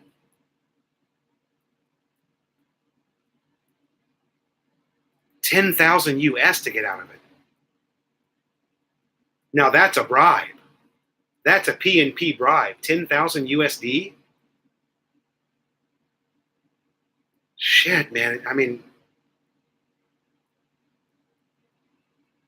Dennis Brock, yeah. Dennis Brock. Thanks, Dennis, for joining us. Always have great things to say. Great guy down in Cavite, Dennis Brock, you guys. The cops were in on it, of course, yeah. Yeah. Yeah, I've been a member of Philippine Addicts, which is an expat type Philippines website or forum.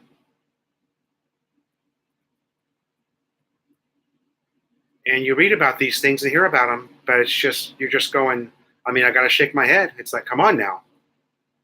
The one thing you got to be, smart about, if you're not going to be smart about anything at all when you're visiting the Philippines, be smart about that. My God. Be on guard about, underage girls. My God.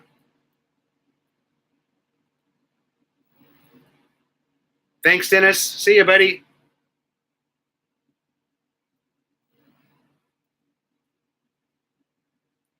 Yo-yo, there are beautiful girls everywhere here in the Philippines. That's why we're all here, for the beautiful girls. Even when you're married, there's still beautiful girls here.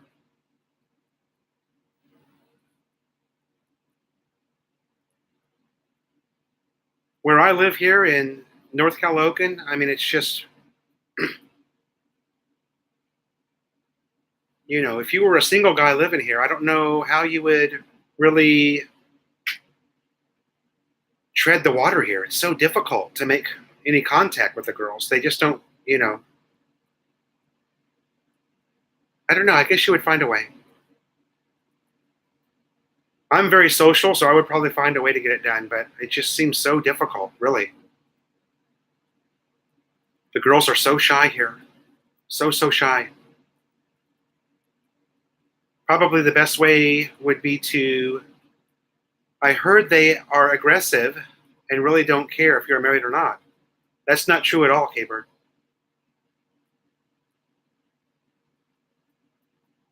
That's not true at all. I'll tell you this, in the 9 months that I've been here, I've only been, spoken to maybe a couple of times by a girl, maybe twice in 9 months.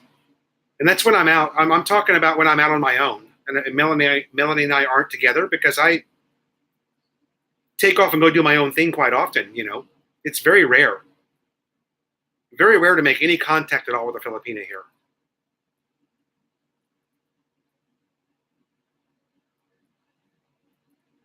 Yeah, Melanie thinks that too. Melanie says that all the time. That some younger girl is going to take me away from her, but I don't even see how that would happen. It's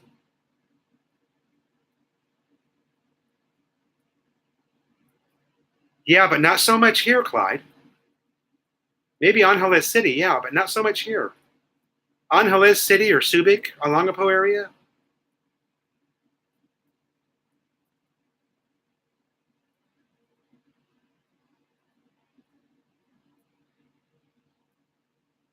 If you marry the girl, you marry her entire family. That's true in a lot of cases. I have not had to deal with that at all. That hasn't been a thing for me. Yeah, the everyday, normal working class Filipina, and this is just my experience, you guys. Doesn't want anything at all to do with me. Nothing. Oddly enough, and I'm not being I don't take this the wrong way, okay? I'm sharing with you my experience as an expat living here. Oddly enough, the friendliest girls are probably from the age of 12 to 16. Those are the girls that come up and talk to you, believe it or not. I don't know if they just want to test their English, but, and I'm not saying, don't get me wrong. I'm just telling you, everywhere I go, even the karaoke party last night, there was a few girls in that age range there, and they were the ones that were hanging out with me, talking to me. Going, and we'd go down to those. It's just so weird. I don't know. Clyde says my fiance has tempo attacks because of the typical Westerner looking at girls. Yeah. In the Philippines, I mean, you could break your neck here, right? Right, Clyde? Melanie's not so bad about it. Even Melanie will go, I'll hear Melanie go, ooh, check that sexy one out, She's pretty lenient on stuff like that. But she's, Melanie's freaked out on a couple of my trips to Angeles City, even though there was nothing going on. My ex-wife was buying stuff and hiding everything under the bed, then shipping it out to the PI. Oh, that's funny. So, Brian, your ex-wife is Filipina. Slim Jim, message retracted. I don't know what you said, buddy.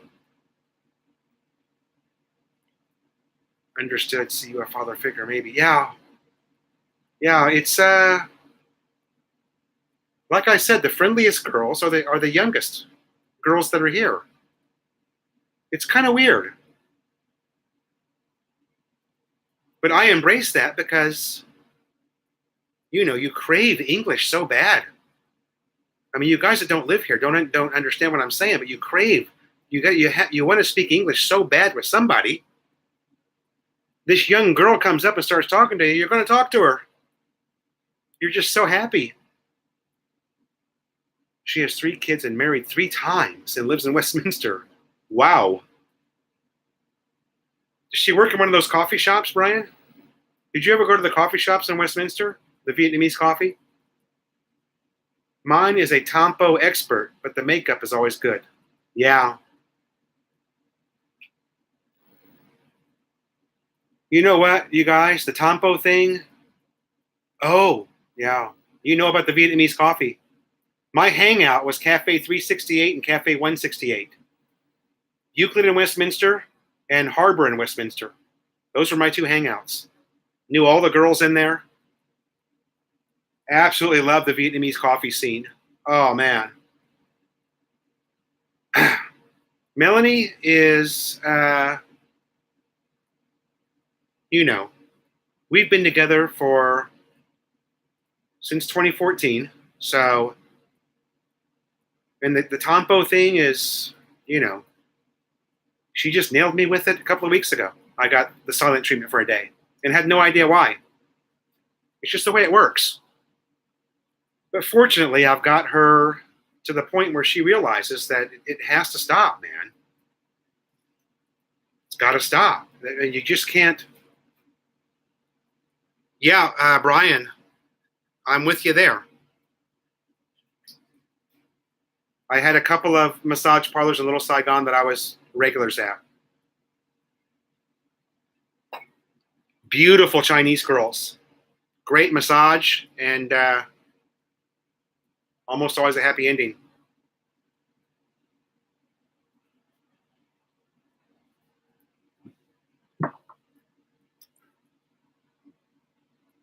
Clyde says he told my fiance in Australia. That's why Med have sheds. She has Tampo. I go to my shed with the bar fridge. Ah. Clyde says he just gets away. Mine was last week. Took 4 days. Wow. Slim Jim. Are you serious? 4 days of Tampo. I guess I'm really lucky because I've never had more than probably 8 hours for me. And that drives me nuts. K-Bird, I get that from my wife that will not communicate when she's upset. Yeah. 5-star body is really good off of Brookhurst. Yeah, I just had a couple of hole-in-the-wall places I went to off of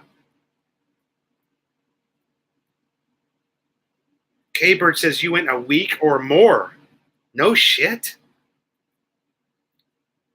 I went to a couple of places, Brian, off of Bolsa that were just, massage is cheap there. It's $30 for an hour. And, it's this little Chinese girl who's just strong as a horse, tossing you around the room. You get a great massage for $30. It's amazing how strong those little Chinese girls are. Slim Jim says, yup, very peaceful in the West. They yell and shout, not here. Just peace. Yeah.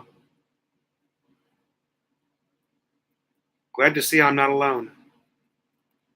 Yeah, the Tampo is, everybody deals with the Tampo, right? Yeah. Yeah, it gets depressing.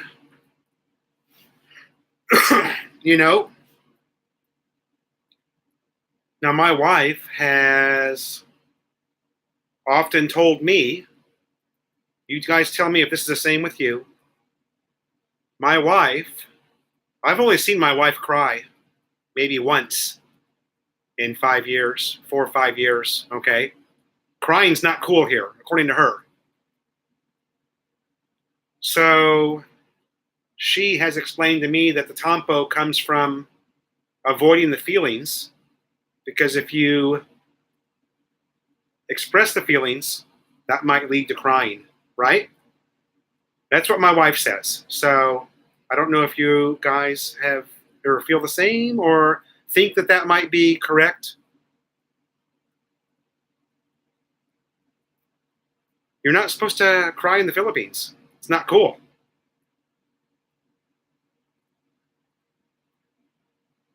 Drink more beer. That's what it's called, Tampo. Didn't know that. Thanks. Ah. Oh. K-Bird. Did you just connect Tampo with not being talked to for a week? Really? Yeah, that's the way my wife explains it to me. They're not really allowed to express their feelings here. It's just not cool. You just don't do it.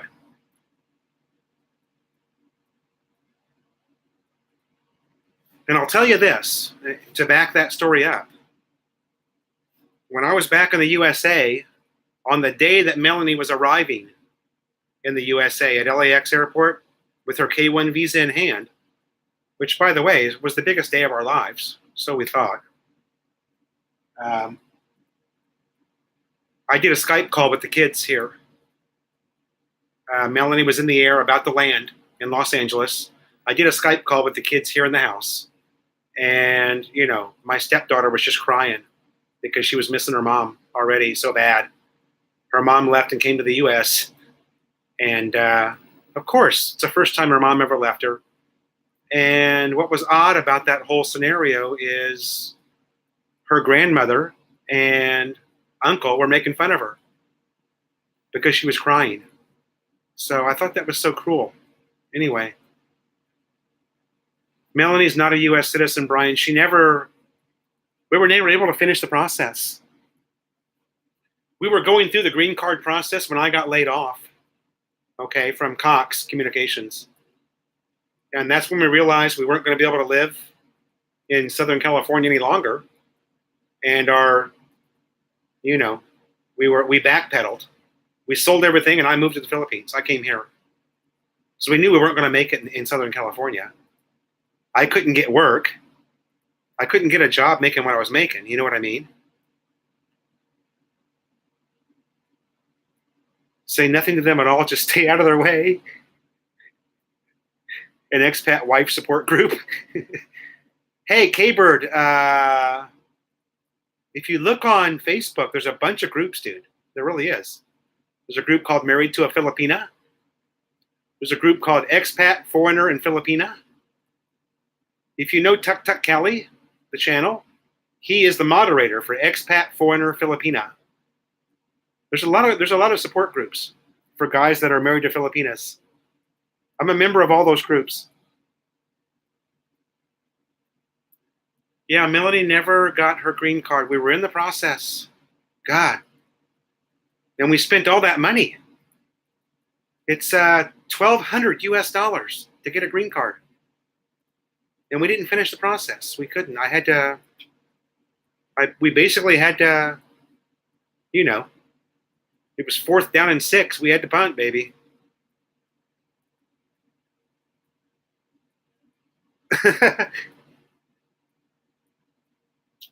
Yeah, if nothing else, K-Bird, if you friend me, then you'll see.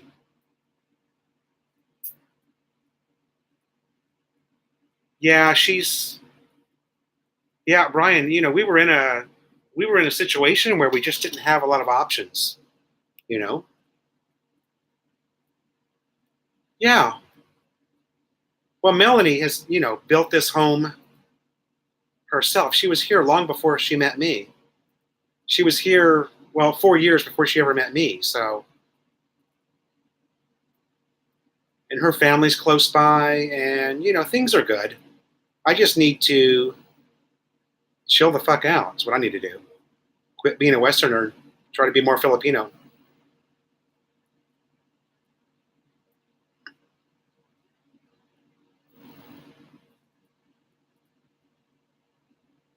Once I do that, things will be easier for me.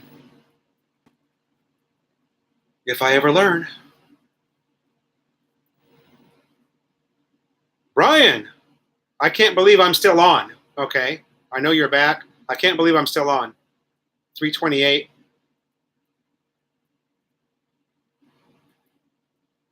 Wow. Yeah.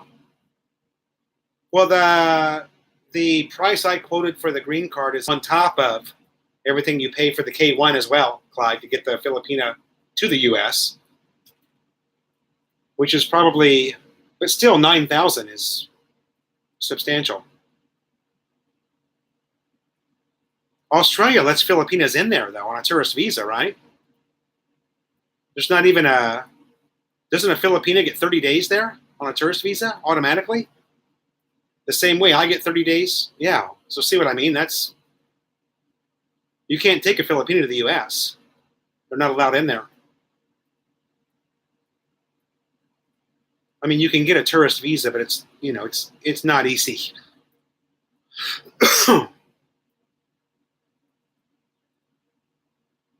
Brian, what's going on in Angeles today?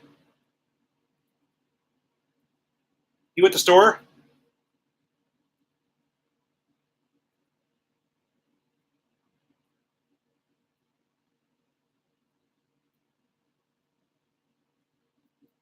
She has to apply for a tourist visa. You can just come to, yeah.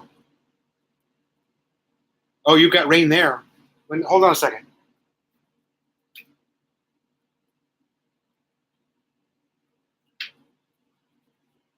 Really nice here today. We haven't had any rain yet. Although it's looked like it a couple of times. We've got full sunshine here. No rain in Cavite, Dennis Brock. No rain in Cavite. No rain in North Caloocan, but raining in Angeles City, which means it's probably moving north, away from me. Get the Raider out. Hey, we were out on the Raider last night. Melanie and I riding around. A couple of times yesterday, too. None in Adelaide. No rain in Adelaide.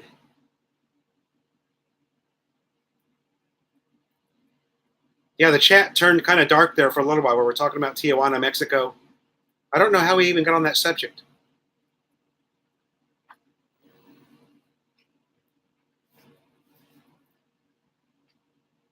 I think we were talking about we were talking about high society disco. And somehow we went from high society disco to Tijuana, Mexico. Clyde, stop talking about the steaks, buddy. I'm telling you. CDO Cagayan de Oro. Hot and sunny. Going to the mall soon. Nice. Milo. 60s. Oof. Now that's what you call an acclimated Filipina there. 60 degrees and she's not complaining. Hey, Milo, it's 92 degrees inside my house. More fun in the Philippines, right? 92 degrees inside the house. I got aircon here, though. Yeah. That's something that's never going to happen in Washington State. It's never going to be 92 degrees inside your house. You could turn the oven on and the heater and not get it to 92 degrees inside your house in Washington State. Oh, my God. We barely made it to 90 in the summer. Yeah, I know. Oh, my God. So funny. Yeah, where you're at. Yeah. Washington State's cold, baby. That's a cold state. There's only about 6 weeks of summer there, right? Or maybe 4 weeks. Had a good ribeye for Labor Day. Oh, damn you, K-Bird.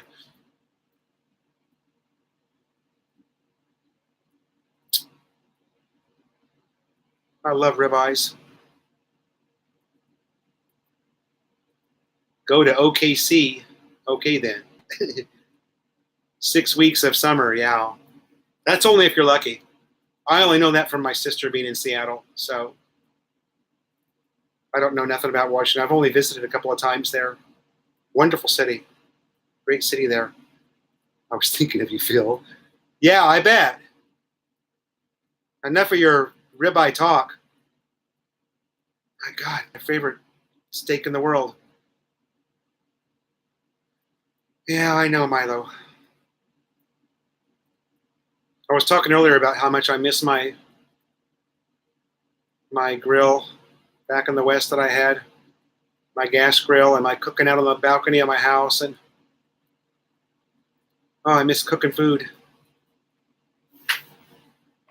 I miss mashed potatoes, a good mashed potatoes. Oh, throw a stick of butter in there, mash those potatoes up, a little bit of milk, whip them up. I know, making me hungry long. Yeah, Washington's awesome state, especially all the islands there off the western coast.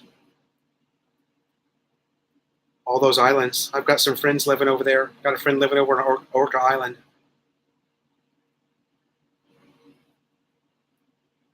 Pork chop barbecue. I love that too. That's a big one here, Dennis. Anybody who lives in the Philippines? Hey, Brian, you know I never have eaten there. I know that place, though. Melanie and I rode past it a couple of times on the bike when we were there. And did you guys eat there? I didn't see in your video. Oh, Clyde,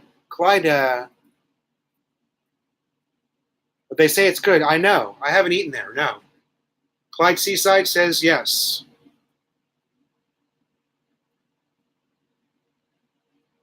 Texas Joe's. That just sounds American, don't it? Texas Joe's. You know you're going to go in there and just throw down on something good. It's not going to be, pancit canton or seasick. It's going to be, we're talking beef ribs, baby. Big, giant beef ribs the size of your head. Or even a rack of baby backs. Oh, who misses that? I mean, they have them here, but it's just not as good. I could get fresh baby backs at some of the Vietnamese markets in Southern California, and man, they were so good. It just melted in your mouth. Stater Brothers, yeah, you're right. Stater Brothers is good. With an old Filipino with a cowboy hat. Oh, really? Filipino with a cowboy hat. Texas Joe's. Ah, God, I gotta go down there now. I saw that, Dennis.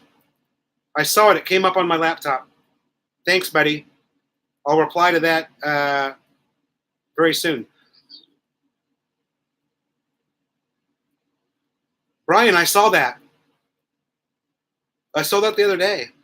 They had 3 ribeyes for 500 pesos. Although I'm talking that 1-inch thick marbleized quality that I used to buy in the U.S. I didn't see anything like that. But yeah, you're right. There's some decent looking steaks at S&R. Yo, it's already Burr month. Yeah. Oh, and by the way, you guys, there was Christmas music playing at the mall. When I took the wife and kids there last weekend, it was Christmas music. Yeah. Jesus, that was what, September 2nd, and there was Christmas music at SM.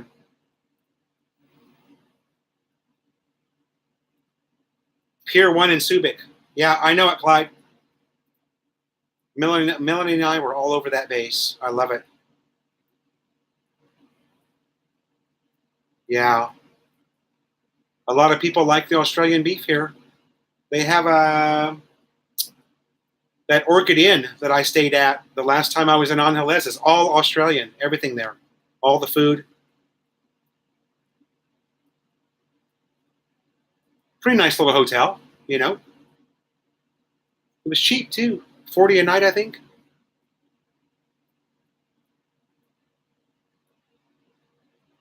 Pier 1 in Subic. You guys writing this shit down? Pier 1 in Subic. Blue Rock is one of the highest rated restaurants in the entire area. Awesome place. I've had dinner there several times. Yeah. A good Aussie steak on your plate. Thanks, Clyde. Swagman Hotel in Manila has good steaks. Ah, really? Is that an Aussie-owned brand, Swagman?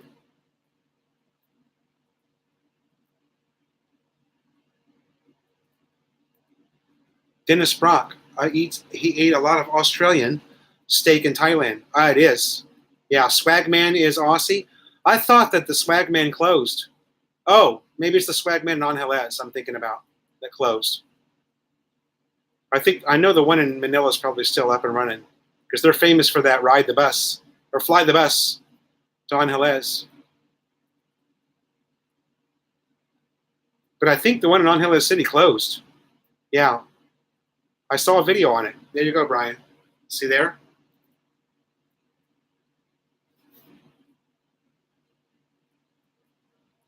A lot of people were bummed about that. Well, because it's been there for so many years, right? The Swagman. It was only $1. No shit.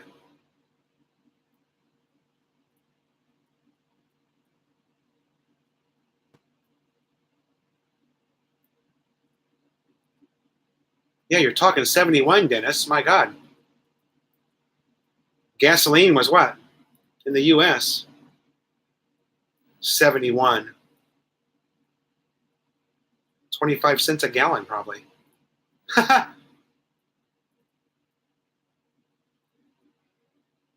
know about that place, Clyde. 30 cents, Dennis. 30 cents a gallon? Clyde, I know about that place. I think it was because B Adventures did a video in there. You know B Adventures. He's an Aussie. An Aussie Asian.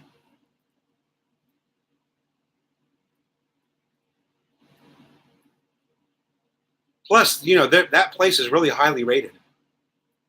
Oh, was it Eric? I could have swore that B Adventures was there too. But no, you're right. It was Eric. I remember now. That place looks awesome. Whenever you can get those tips, those rib tips, oh, that's good stuff there, man. Those burnt rib tips, jeez, it's making me miss my own cooking.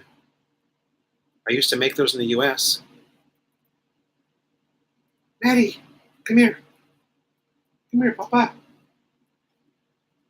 Oh, there she is again. She's back. It's Maddie May, the peanut puppy. Such a good girl. Best dog ever. Yeah, lunchtime now, 1:30. I hope Melanie brings something home to eat. All I've got, tri-tip. K-Bird, I was always barbecuing tri-tips. Always. Oh, I missed something here. No, I'm good. I caught up.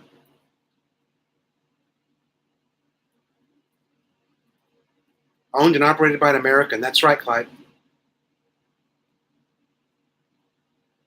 I think Eric said that he thought it. I think Eric said he thought it was kind of expensive, but really good. Right? Well, that's what happens when you live here. Oh, I bet they do. Oh, it's making me hungry too. Great ribs. I used to love to cook barbecue ribs, man, on the grill. Just loved it. Yeah, expensive. That's what I thought. But, I would do it. What the hell? You only live once. Plus, where are you going to get that type of, you're talking Western food. There's not a lot of places you can get that anywhere in the Philippines. I don't care about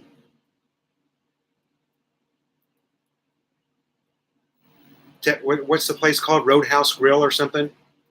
That shows up at a lot of the malls. It's at Mall of Asia and a lot of places like that are the only place you can get. It was cheaper than Korean at Greenbelt. Oh, yeah. Makati Greenbelt.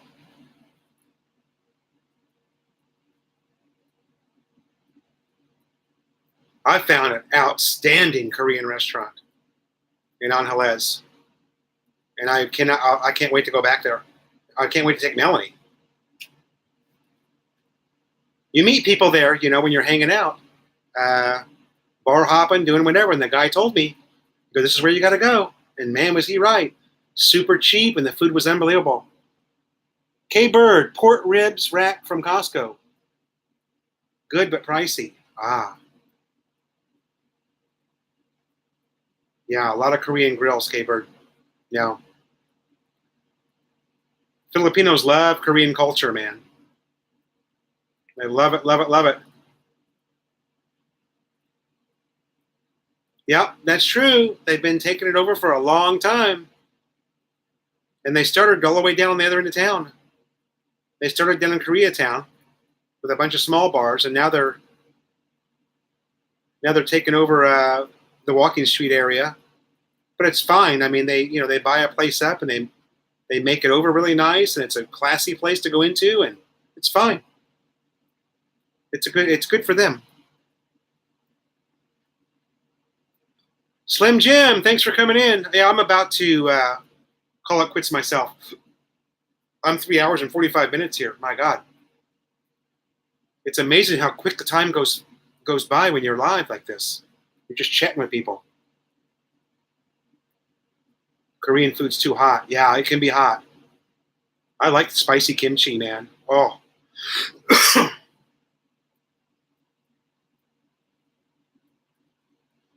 Oh, what was the name of that, Clyde?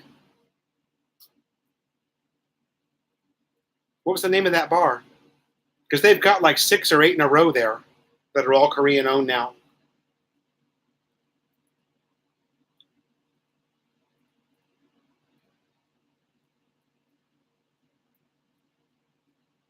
Lost in Asia, yep. Lost in Asia.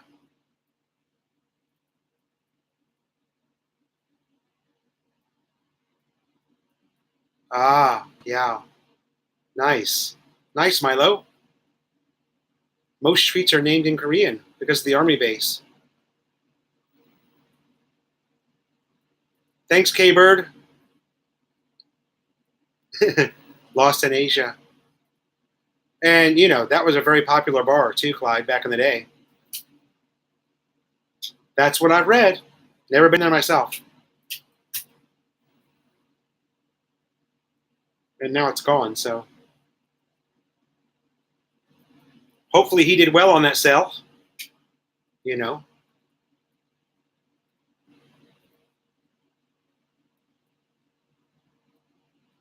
Thanks, K-Bird. You do the same. Thanks so much for coming in. You've been here the whole time. You were the first one in the room.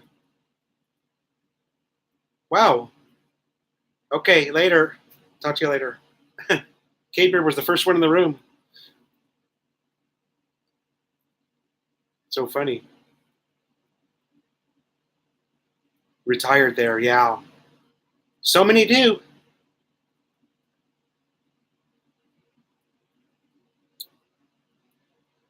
Oh, it's written in Korean alphabets. That's why.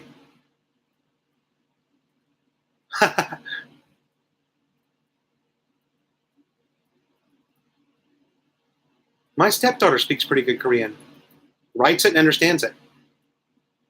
One of her things. She's into K-pop and all things Korean. So at 15 years old, And she's also very fluent in English. So she's 3 languages. My stepdaughter.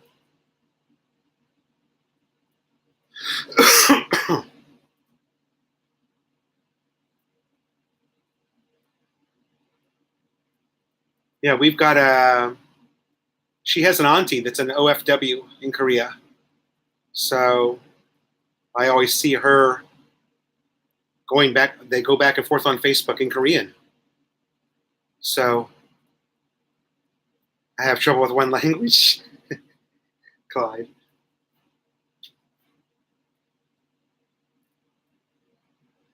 I'm not having any trouble in Tagalog, but I sure wish I could hear it better, Speaking it and hearing it's 2 different things. I don't mean to sound like a broken record, but I've told you guys that before.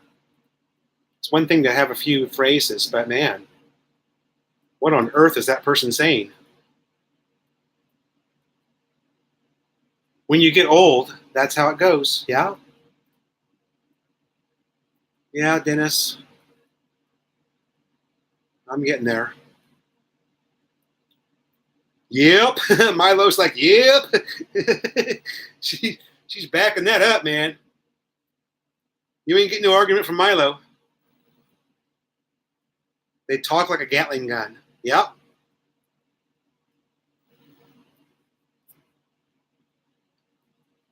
Especially my kids. Oh my God. Every now and then I can pick out a word. So I know they're talking about laundry or they're talking about writing, or walking. Although they don't talk about walking very much. But you know what I mean. You'll pick up a word here or there. So you can tell what they're talking about. But it's like you might hear eat log and they're talking about eggs. But for all I know, they could be talking about egg in the neighbor's house. Who the hell knows? That was a joke, Lon.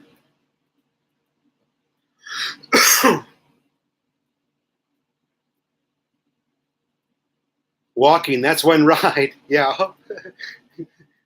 Yeah, that's Daddy, can you take me on the motorbike? Walking. Daddy, can you take me on the motorbike?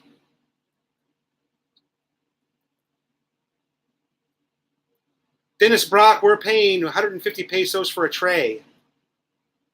150 pesos per tray of eggs. What's a tray? Is that 2 dozen? 3 dozen? Do I need to go get a tray and count them to be accurate, or does anybody care? I think a tray is 3 dozen. 30 eggs. Okay. A tray is 30 eggs. Thank you. 6 less than 3 dozen. You like that, Clyde? How I powered that math out there?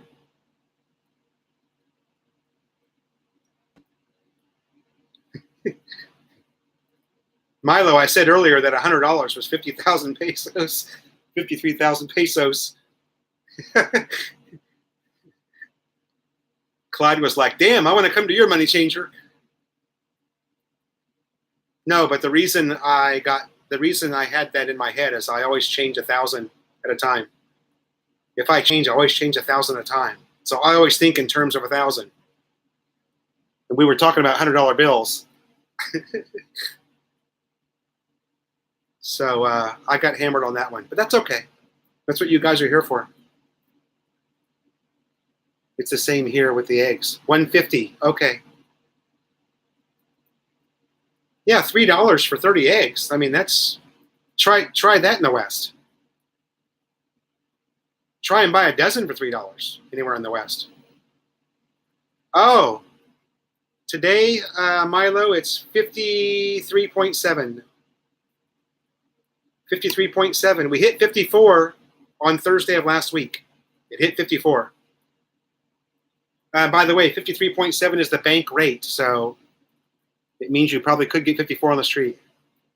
Diba? We're only here so you can speak English. Thank God. Yeah, this is my English that I crave so badly and rarely ever get. See, Clyde is paying attention. Clyde knows I'm always complaining about the English. Wala na English na naman. Too much nosebleed from Tagalog.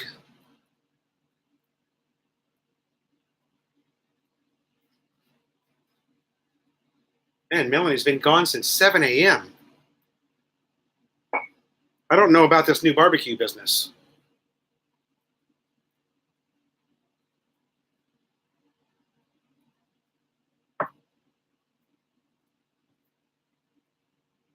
Oh, I need some water. Sorry.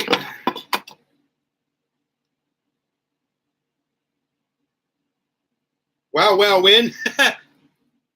Sometimes, Dennis. We only have, what's that thing called? TV Plus?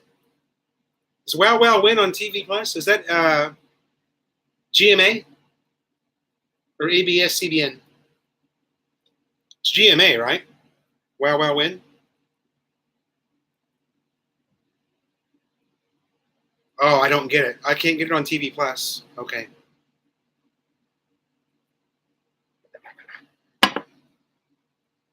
Yeah, we only have TV Plus and Netflix. Oh, by the way, I wanted to tell you guys. Shit, I had 15 or 16 people in here. There's a Netflix documentary called Rotten. Rotten. Rotten. Check it out.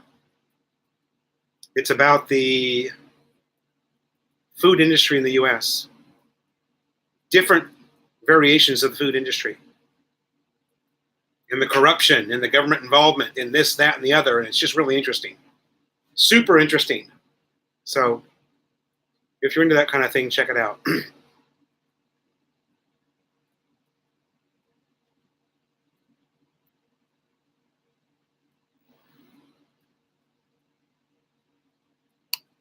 All right, guys, I'm coming up on 4 hours and I'm just about spent. My wife and kids will be home here shortly. It's just hard to believe that you can do a live chat. I mean, I know Milo, you've done some much longer than 4 hours, right? This is my longest one, I think. It's just amazing how quick the time goes by. Brian, not yet, no, but it's probably going to be, it probably won't be until sometime, in November there. Because that's not something you want to do in rainy season. It probably wouldn't be until November, December that we do that. if we're able to pull that off together. Because you don't want to go during rainy season. You know, it just make things miserable. It's tough. You know, dealing with Philippines is hard enough, but dealing with the Philippines when you're wet.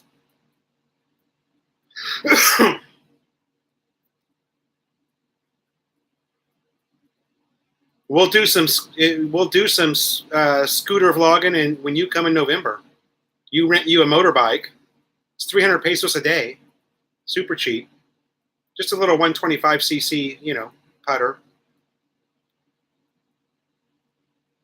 Yeah, I know. I need to get Brian to give me a plug again. Give me one more plug. I got a bunch of subs the last time he plugged me.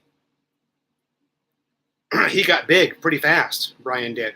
People really like what he's doing.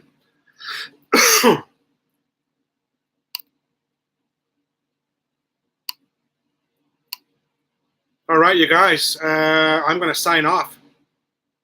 Thanks so much for joining the chat. Thanks for being a part of the channel. Tell your friends, share the videos. You guys know. Give me a thumbs up. Anything you can do. Thanks, Dennis. Great talking to you again, buddy. Thanks, Clyde. Thank you for coming in. My best buddy, Clyde. Thanks, Brian. Oh, yeah. Pretty late. Where are you at? Oh, not really. 10 or so. 10:50. Can't tell my friends don't have any. Oh, that ain't true.